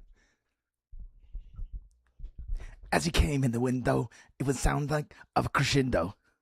And he came into the apartment, and he had bloodstains on the carpet. So he ran on the table, and she was able. Oh my God, so he ran to the bedroom. She was struck down. It was her doom. Annie, are you okay? Annie, are you okay? Are you okay, Annie? Annie, are you okay? Annie, are you okay? Are you okay, Annie? Annie, are you okay? Annie, are you okay? Are you okay, Annie? Annie, are you okay? Annie, are you okay? Are you okay, Annie? Annie, are you okay? In a sense, are you okay? There's a sound at the window that he struck you. A crescendo, Annie. And he came into the apartment, and the bloodstains on the carpet. And he came into the bedroom. You were struck down. It was your doom. Annie, are you okay? Annie, are you okay? Are you okay, Annie? Annie, are you okay? Annie, are you okay? Are you okay, Annie? Annie, are you okay? Annie, are you okay? Are you okay, Annie? Annie, you've been struck by a smooth criminal.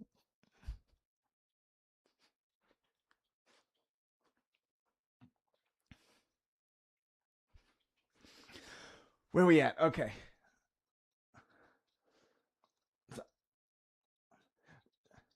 Oh my God. Hold on. I lost my spot. Annie, are you okay? Annie, are you okay? Are you okay, Annie? Annie, are you okay? Annie, are you okay? Are you okay, Annie? Annie, are you okay? Annie, are you okay? Are you okay, Annie? Annie, are you okay? Will you tell us that you're okay? There's a sound at the window that he struck you, a crescendo, Annie. And he came into your apartment, left the bloodstains on the carpet. And then he ran to the bedroom. You were struck down. It was your doom. Annie, are you okay? Annie, are you okay? Are you okay, Annie? Annie, you've been hit by, you've been struck by a smooth criminal. Oh! Oh! Oh! What a sick move to do.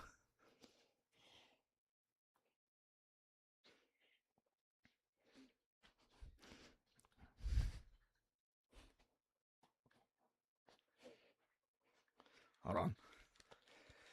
I'm not about to do a 360 on my carpet. That's a bad idea. I get a rug burn on my feet or something. You will tell us that you're okay. There's a sound at the window that he struck you, a crescendo. In the apartment, left the bloodstains on the carpet. Then he ran to the bedroom. You were struck down. It was your doom, Annie. Annie, are you okay? Will you tell us that you're okay, Annie? Then the apartment, and he struck you, a crescendo, Annie. It was down to the bedroom, left the bloodstains on the carpet. And then he ran to the bedroom. You were struck down. It was your doom, Annie.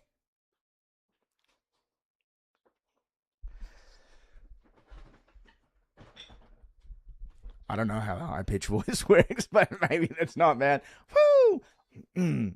Tough to get those words out that fast. Groinos, what's good? All right, I got to check on something real quick.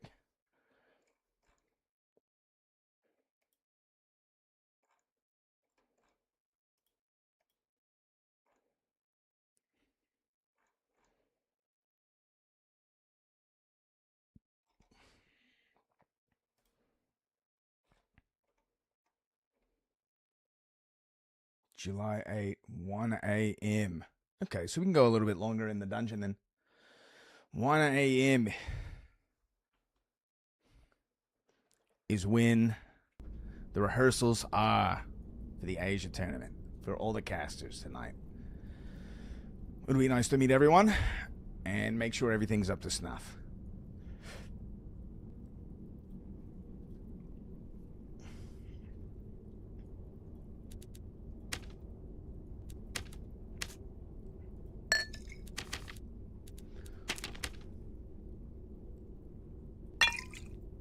Run a little bit more high roller. Feeling the high roller right now.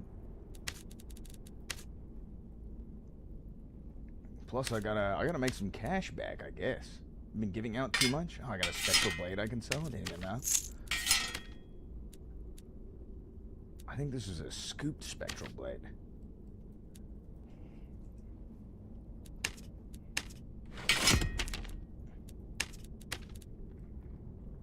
Yo, Asen. Do you, brother? Don't let me keep you up. Appreciate you hanging out and the follow, man. And the sub. Shit.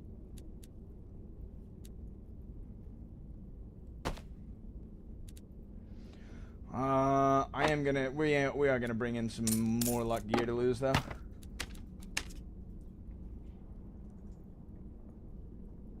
See if I can get beat up again.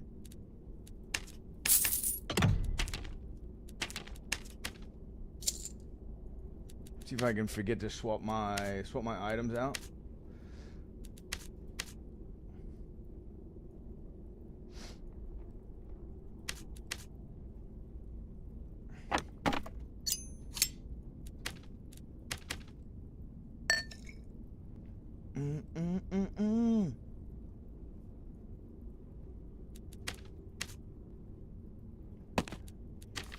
Yeah, this should be fine. Let's get some throwing knives. A couple more lockpicks.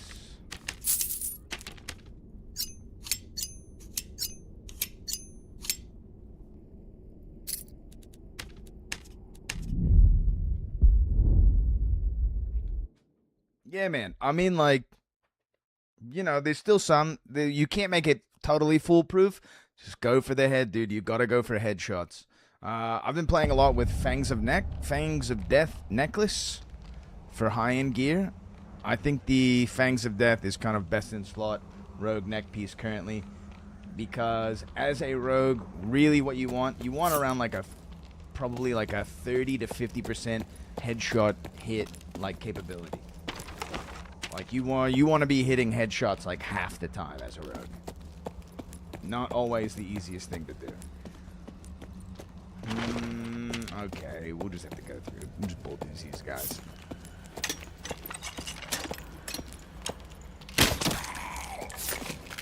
And keep in mind, Asen, with the wipe coming up, there's also true of anyone else out there playing rogue and in general just trying to enjoy the game. In solo self-found, the goal is to... The Rondell Dagger is just for the pin, but sometimes I will combo with it. You know, you've got... Sorry. You know, you can get a little 5-hit combos in. It has a faster warm-up time. So let's say you go for the full 3-hit combo, and then Rondell.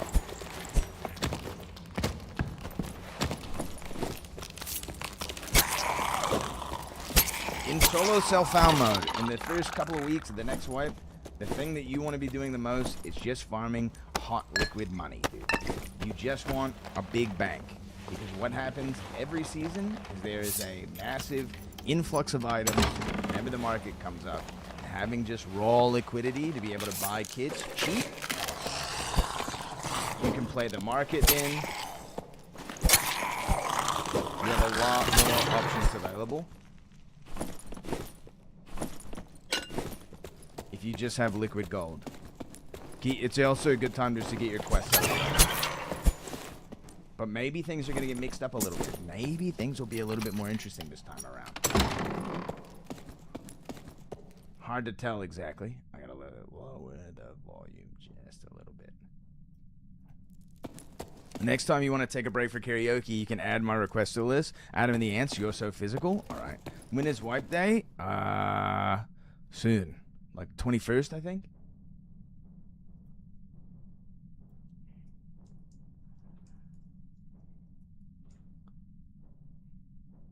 Dude, I knew, Creamer, I knew you'd be the type of guy to like Adamant. Curious. We got a door open here. Door open here. They jump.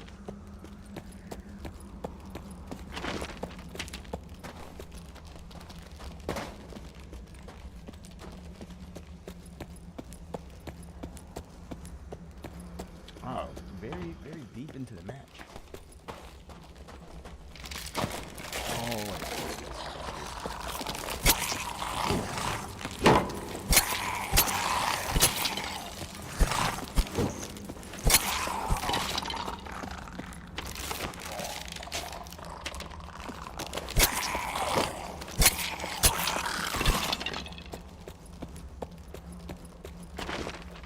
Something else to keep in mind, Asen. Castilian is better with dual strike. It does a little bit more damage. Doing a guild invasion on white, in which we are not friendly, but we might not be angry at each other either. This could be true as always. Just run the lobbies up. Just stream snipe each other in normals. Just own the lobbies or something. Not a bad idea. This is probably already scooped. Yeah.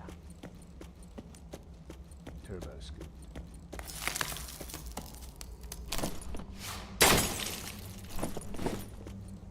Which is nice, because we might run into someone else.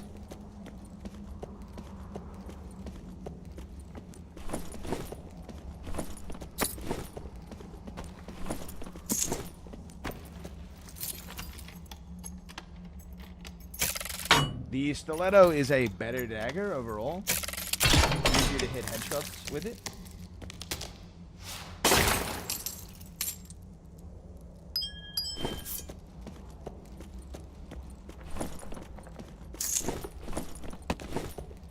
And something you should practice and get good at.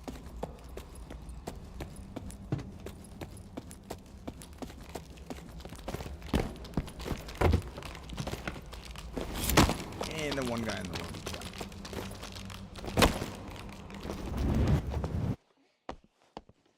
Oh, there was someone there. So when to run each? I mean, it's just basically personal preference.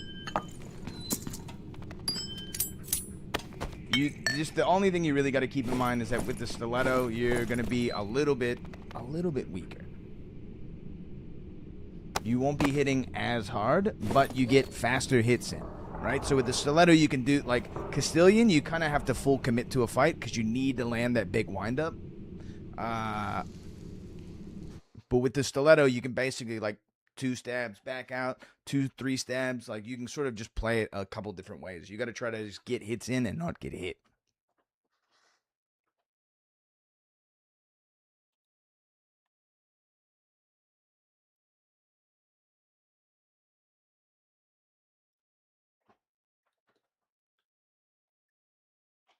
Because it might take like 6 hits with the stiletto to like bring a barbarian down or something like that, right? So if you can get your 3 hits, go in, throw some throwing knives at him, hit a double jump, get a couple more stabs in. If you can play that way, that sort of works out a little bit. I just like the swing pattern for the stiletto a lot, just because you get that. I think the swing pattern for the stiletto is around like at the same action speed, maybe around 30% action speed. It's like 1.4 seconds, where the Castilian is like 2 seconds. So you're getting those 3 hits in like a lot faster.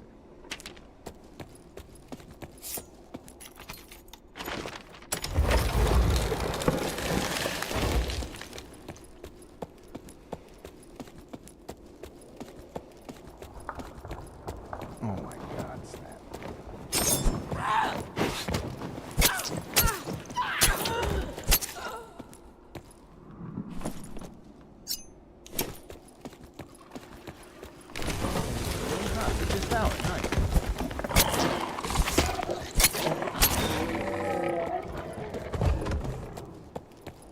Oh my God.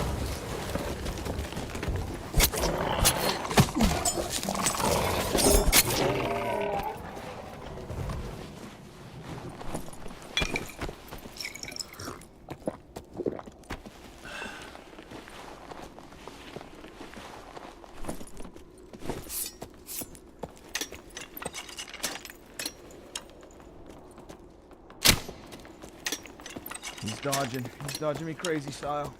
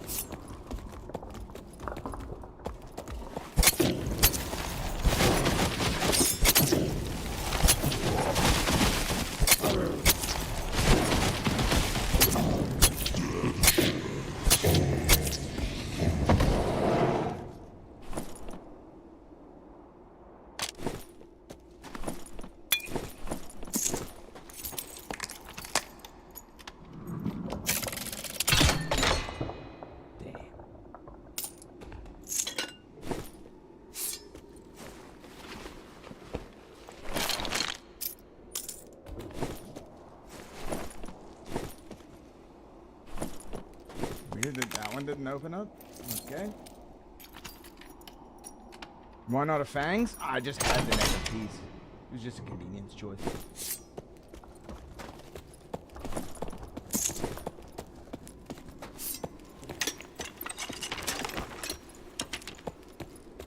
Nah, this is a pretty spank. This was like, I don't know, 3 to 5K or something like that.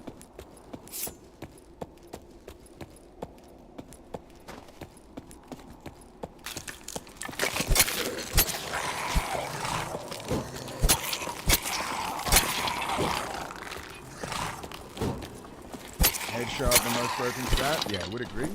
What's ours at? It's probably not that high. Yeah, it's just 150. Just base. This is like a big armor pin fizz image kit though. Which those are both like more reliable than 180 as it can.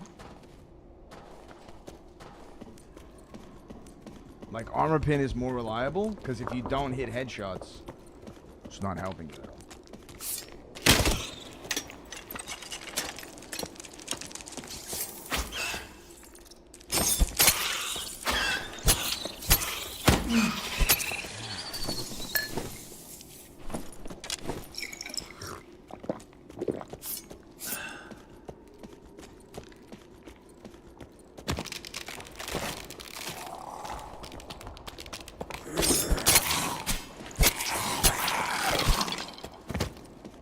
Headshot will also help you clear mobs a lot faster as well. Which is sort of nice.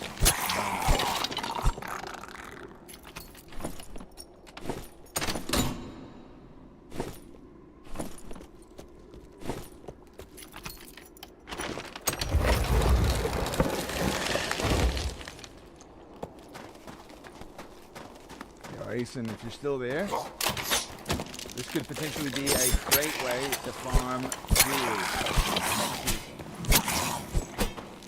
And if you didn't know this about the window belt, you should know this.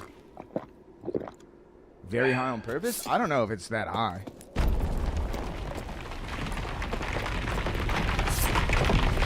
Compared to what other people play on. Yeah, this.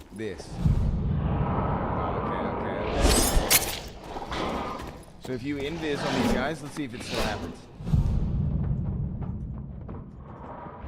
Yeah.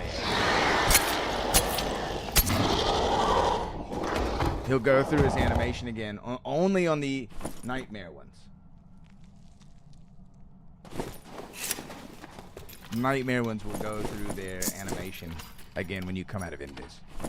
Their roar.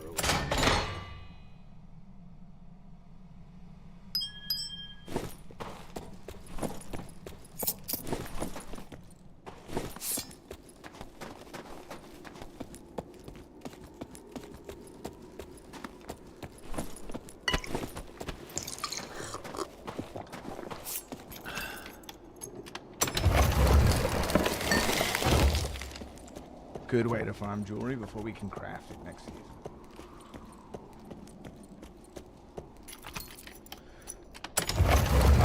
Yeah, it's just more of a habit. More of a habit than like a requirement. Because sometimes it's nice to have. Like, especially if you know what fight you're about to get into. Being able to like put a protection potion of whatever you need at the disposal. Very handy.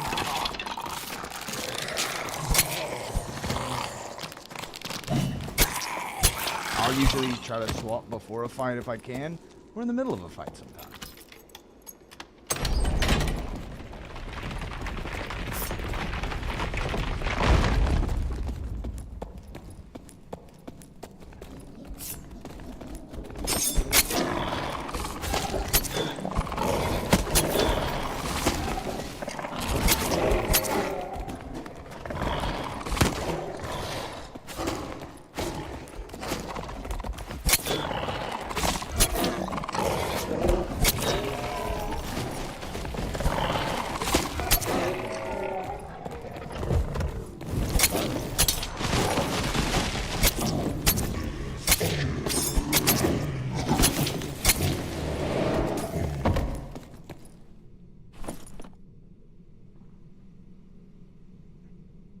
Nah, you don't really need to save your skills that much.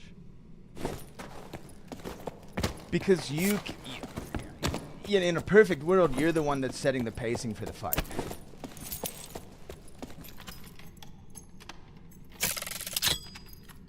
I forgot to put my... God, son of a...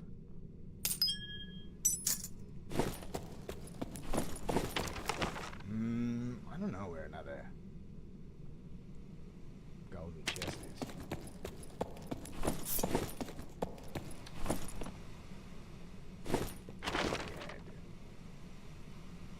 Is it far away?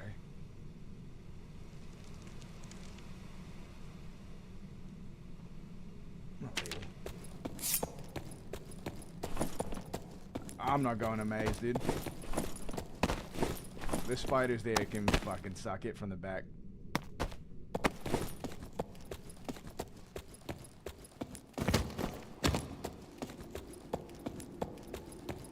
You want to be hitting that key.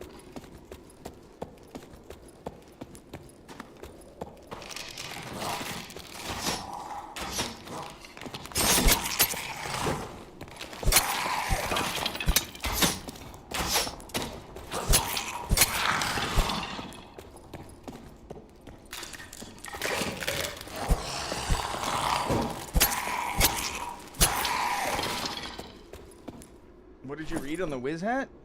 Hey, the Agi? Might be good. Could be good. Interesting.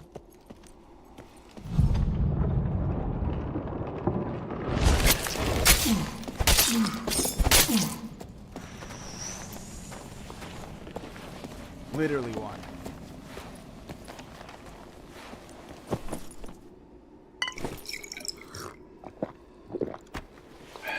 Yeah, man, everybody does a lot of damage.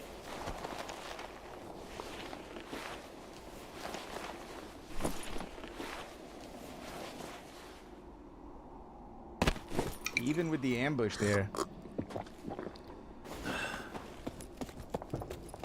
A little tough.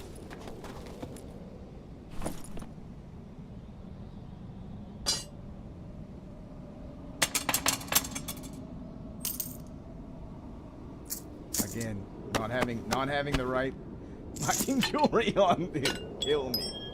Kill me.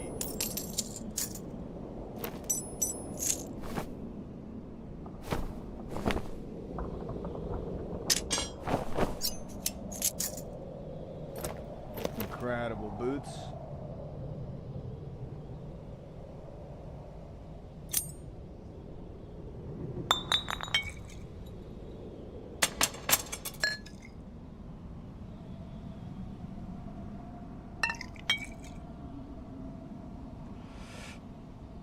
I guess we dropped some treasure.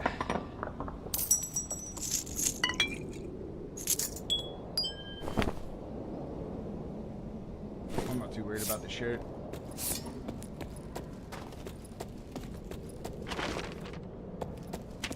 And let's not be greedy.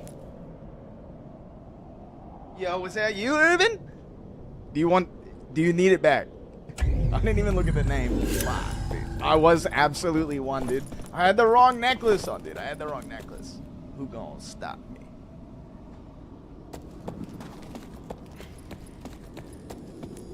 Dude, your 3 hits are better than my 3 hits. That's all I gotta say.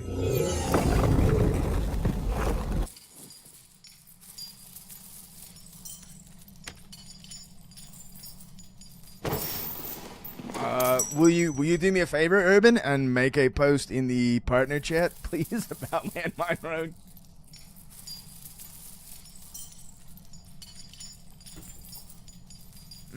I was coming from one of the pile rooms, so literally just bad luck. I didn't stop moving, you know. 0 audio cues, yeah, especially in the ice caves, dude. Especially around the Wyvern circle. There's like all that extra type of noise.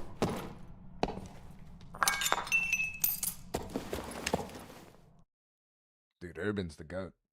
Urban, you've been playing Hunger? I think last time I tuned into your stream you were playing some Sand. I personally would love to get back into Sand a little bit. We're definitely not soloing that game ever, but...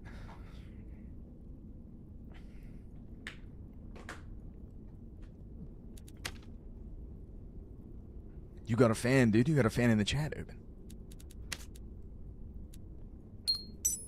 And I've slowly been crafting Aeson into a new landmine rogue. Not gonna gain much till wipe? Fair, that's fair. There's no, I mean, there's nothing to do other than, like, run the kits down, dude. Put a cannon in sand, they can shoot people out of onto other ships? No, dude, that's what we don't need in that game. I like the ship-to-ship combat in that game. The board, I mean, I'm trash at boarding, which is why I don't like it, but...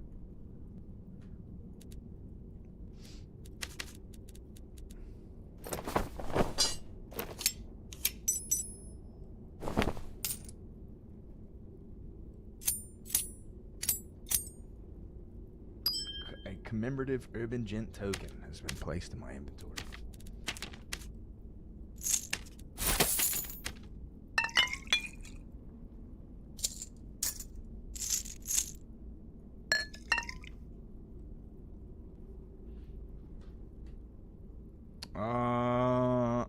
Are the tokens tradable to other players once you extract? Nah, they're non-tradable. This is... yeah. Nah. Just for you to keep. It'd be funny if people buying them back, though. You know someone would be trying to buy them back.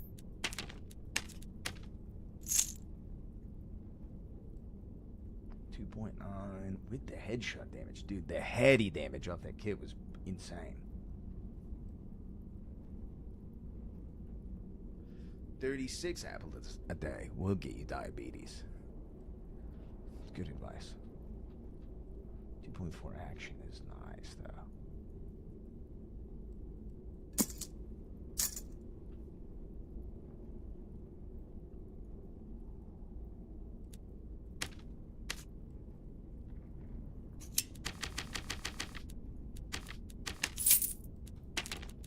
Urban's about to run it back on Warlock, and he's gonna fucking 110 me.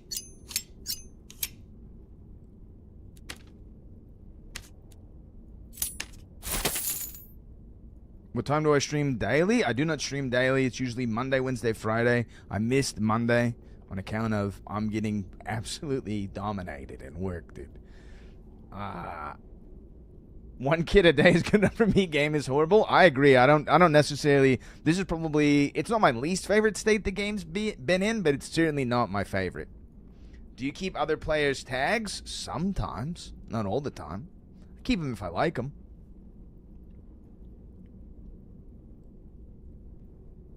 Lots of trees to cut. Yeah, man, and it's just brutally hot right now. And I got a lot of, I'm doing a lot of stuff like closing on a house, so that's keeping me fairly busy, making sure all my utilities are on, all that sort of shit. I'm terrible at paperwork.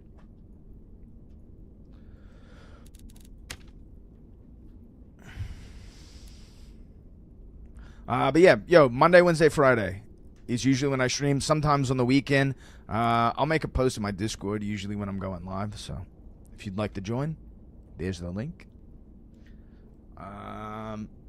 It's my first time, yeah. We've been living with my wife's mother for like the last couple years just to save up to try to do this thing.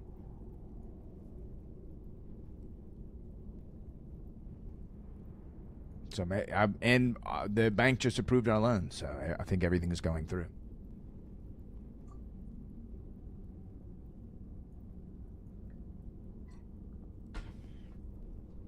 Which means maybe now my wife will let me put a couple twins inside her.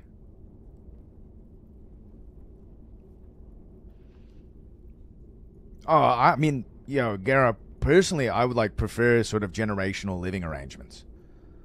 I think it's nice. If you got older people around, they've got different perspectives. They're a little goofy as hell, they have some wisdom to share. They keep some drama going. There's always something to talk about. Some different political views, all that sort of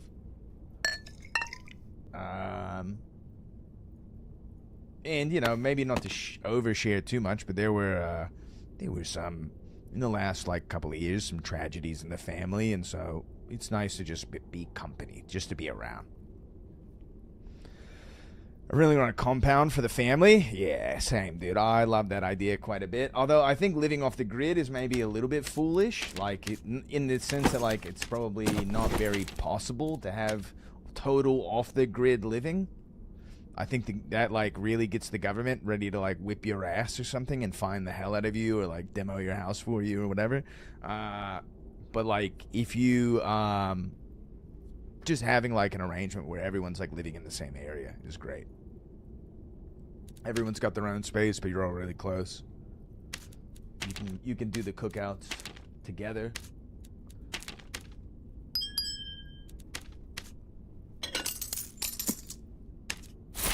Without everyone having to drive an infinite amount of time to be around each other. I think that's great. What else? What is a shadow to a... What is a brother to a shadow? You know, what else you got other than your family and your close friends? What else is there? Money and bitches. It takes me 6 hours to see my family. It takes me about 3.5 to see some of them. And the other ones are even further away than that. So, I mean, I feel you, man.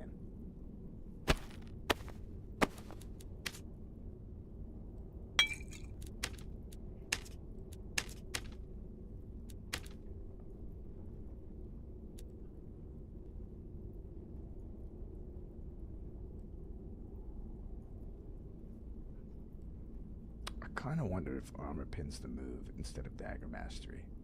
We have a lot of physical damage already. Let's do it.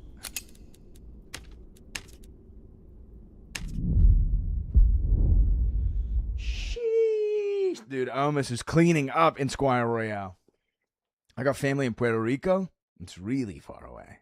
Yeah, but Puerto Rico seems like it's pretty fun to adventure out to. You got like mountains, you got jungles, you got beaches. It seems like a cool place.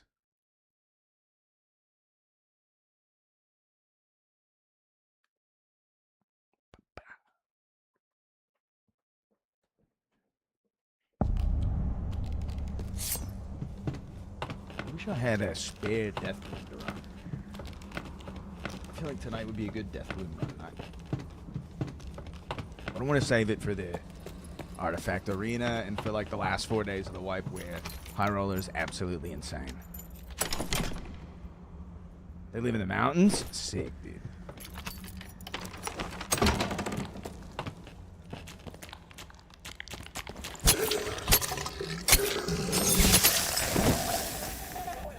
I drank 20 beers one night, dude. Nice. Yo, this is looking pretty good for a pickpocket kit.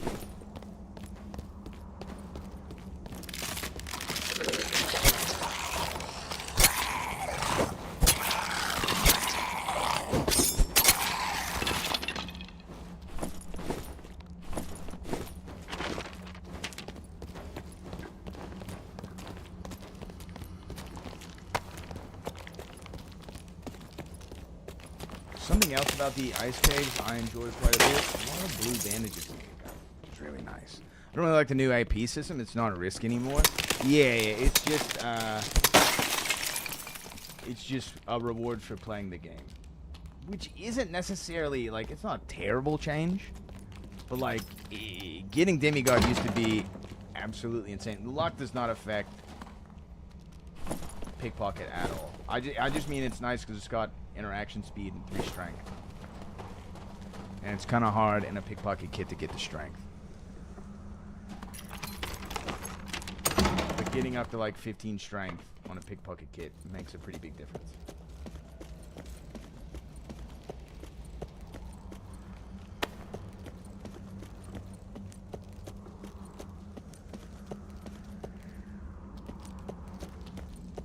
There is a part of me that kind of misses that super difficult demigod grind, where it's kind of like something to earn and to be like proud of that you got.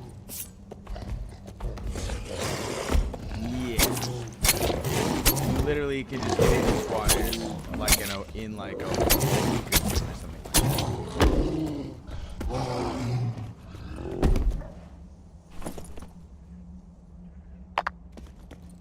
Surely no one's buying Yetis.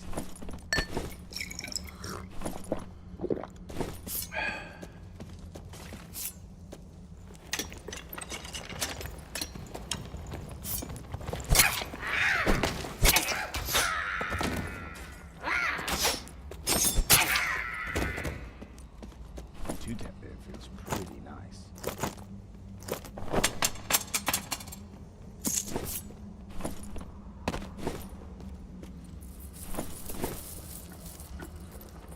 Yeah, you do need the Yetis too.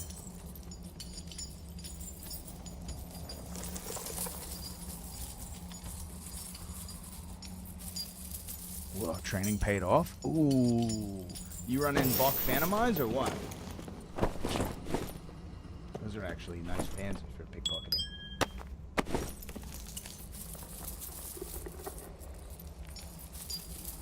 Are you spellcasting with the Blow of Corruption? Spellcasting Blow of Corruption is nasty. No demon armor, Bach with spells? Sick. Bach with spells is disgusting, dude. If they keep range, you got something to do. If they push you, you got something to do.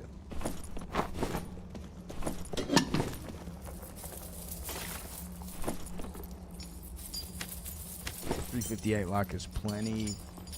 Getting around 400, I think it's kind of better.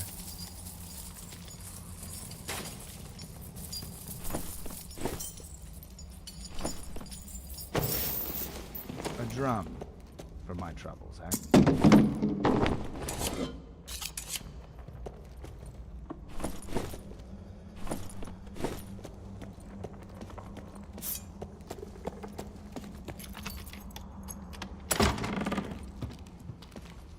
We're just on the straight grind tonight. Get the cash up a little bit.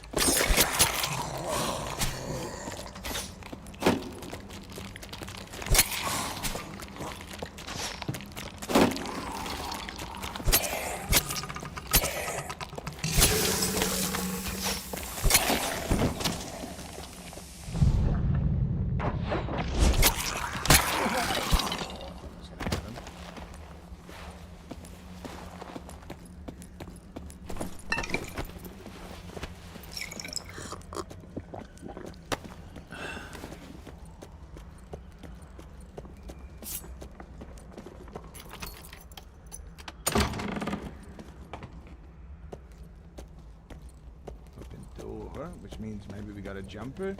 I'm gonna assume.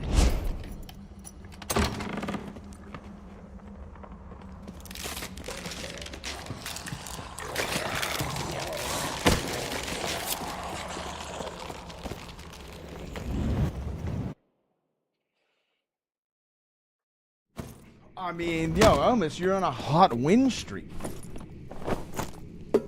I don't know what feels better.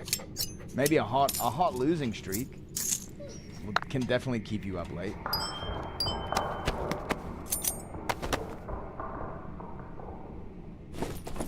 Me, anyways. Steaming hot.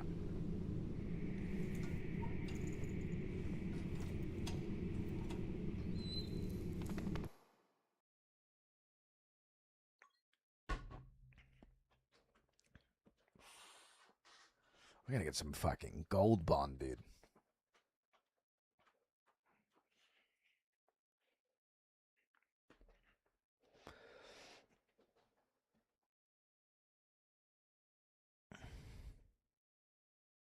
$30 kills and 1 game won, dude. I mean, that's nice, man.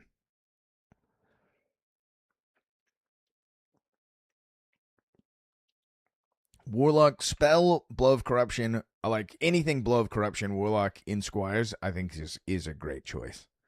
Being able to cut someone's healing off for that long is so nasty. Okay, interesting spawn.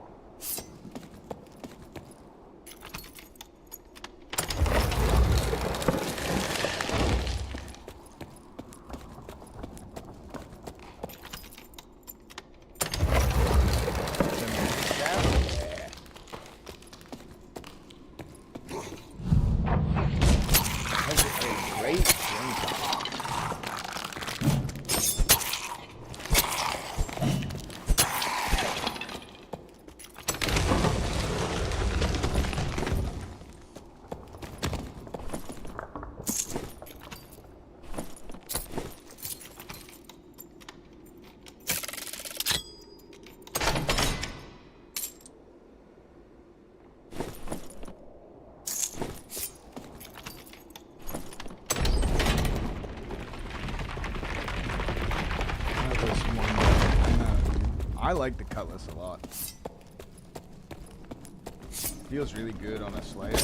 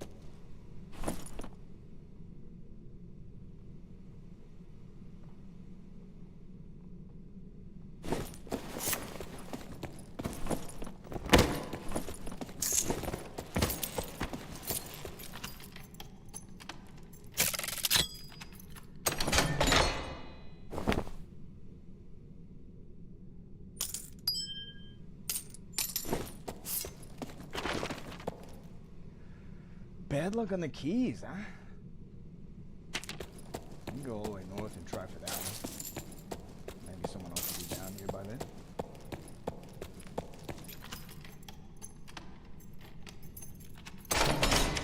Still no key.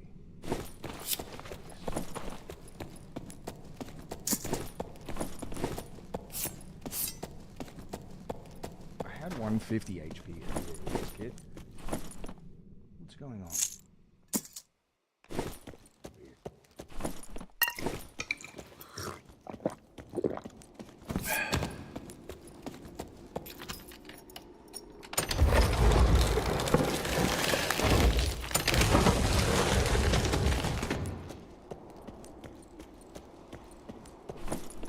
This one kind of rips.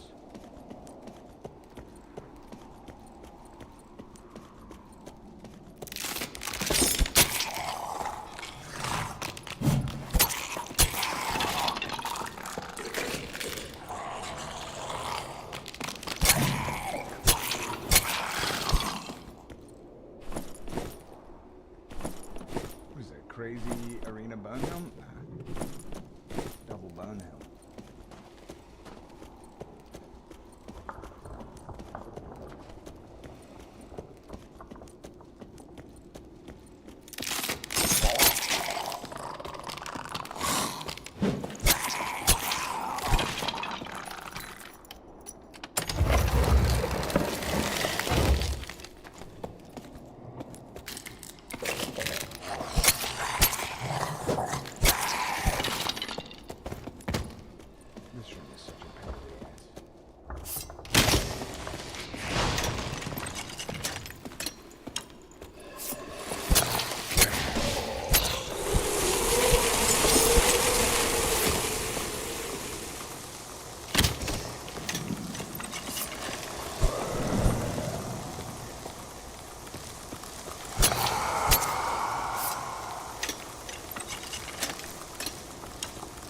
Sick mob.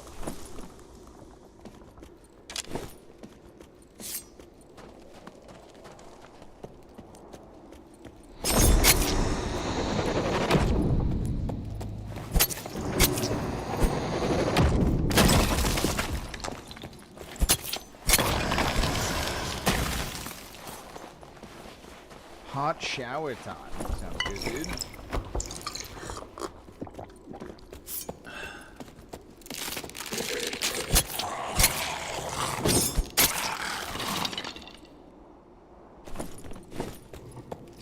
Shower lasts for more than 20 minutes, call a doctor. Everybody knows what you do.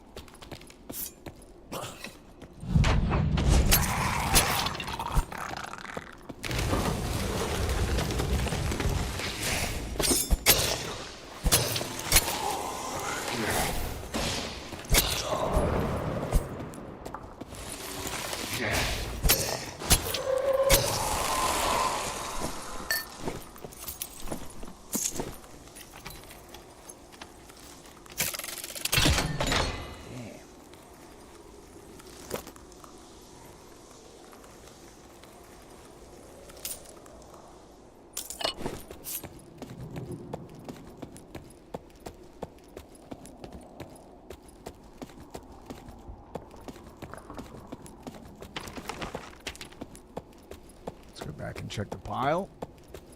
No one's on it. We'll loot it. Easy.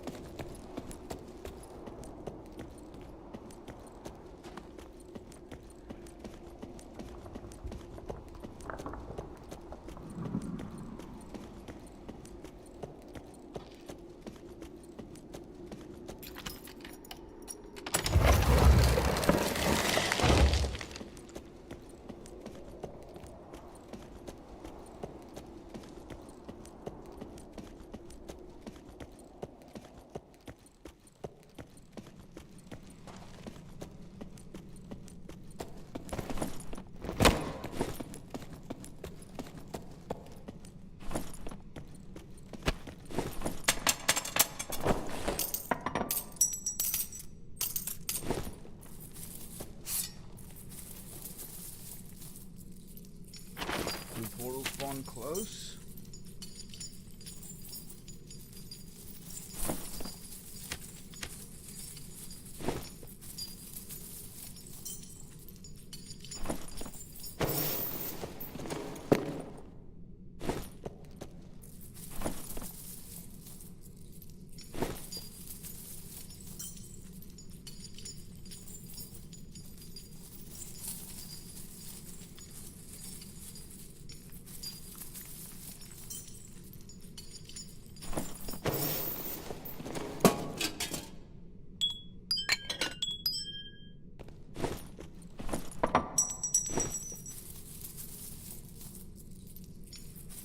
The one thing you don't want running down on you in here is a wizard or a sword. Warlock kind of okay.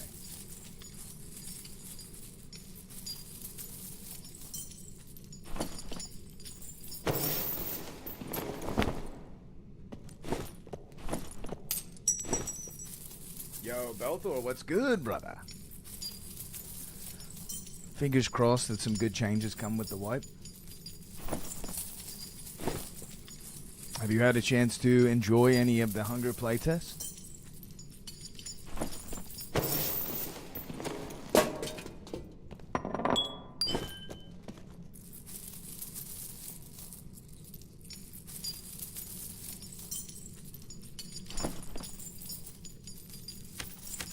A little bit. Nice. I'm at like, I think I'm like almost level 30 or something like that.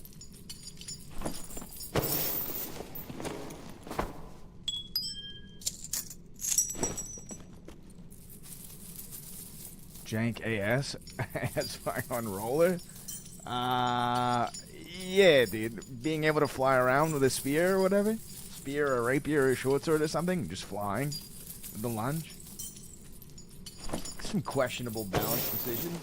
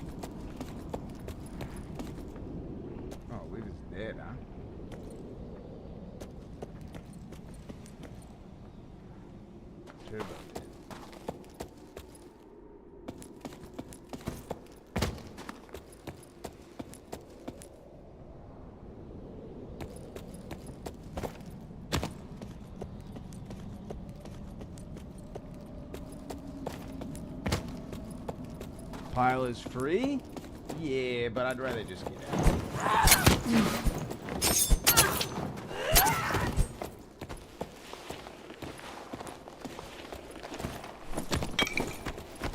A bag or a chest or something like that isn't that crazy right now, and it did. I'm mostly just hitting the other piles just to like fill my pockets with something. Also could probably just extract up there. But what if I fall, Gar? I don't want to fall, dude. I don't want to fall.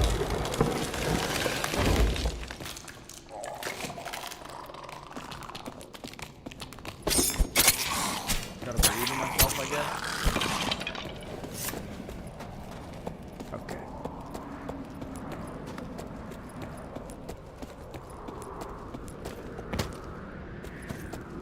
No.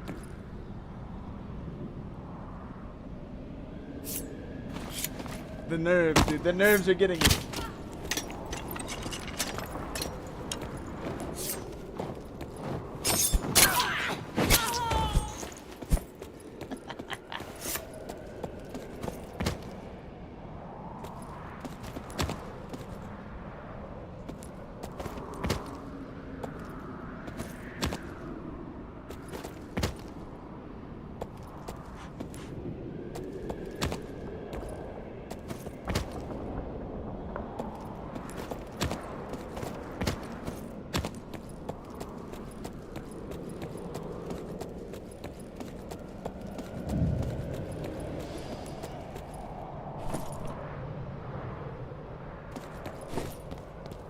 There was a kid.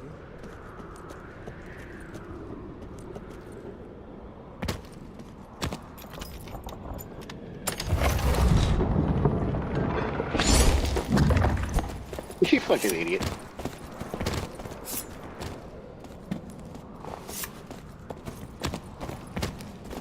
I just wanted to fight, man.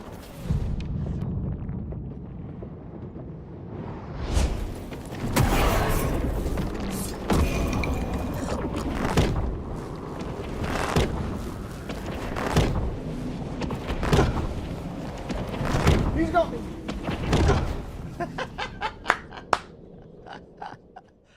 I can't get out of the thing.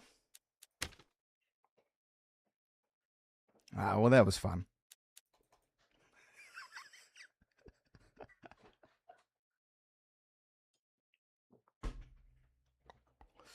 I guess, dude. I guess. I shouldn't have hit the jump. But what am I going to do? It's a big open area. GG's. What am I going to do, dude? Not follow him up? Yeah, but he called me an idiot. What do you call me an idiot, though? You have to. You have to at this point. Bummer, man. Bummer.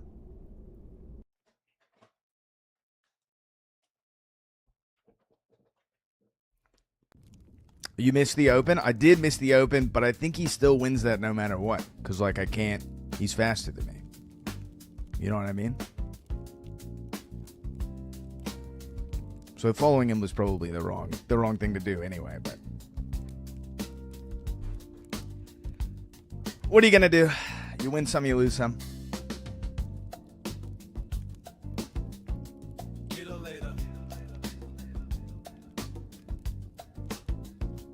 Alright, I gotta look into this rehearsal.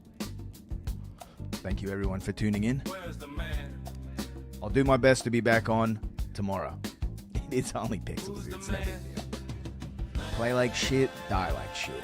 I've died in worse ways. Yeah, we'll try to be on tomorrow. I think it's the last day of the Hunger playtest. Might be playing some Hunger, might be playing some more Dark, just running it down. We'll see how it goes. See what I'm feeling. I kind of just want to run all my kits down and stuff. Maybe give some stuff away, depending on what we get. He climbs the limbs in the light, but brings the streams at night. Get a leader. He climbs the limbs in the light, but brings the streams at night. Get a leader. Let's see who's on.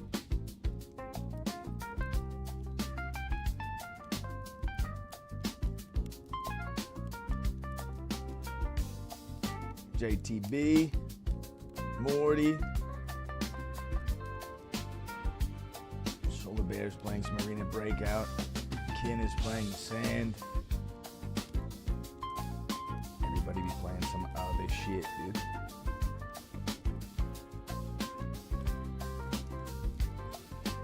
Tino's out there. Tino's playing some Dark and Darker. JTB just started. We'll hit up JTB with the raid.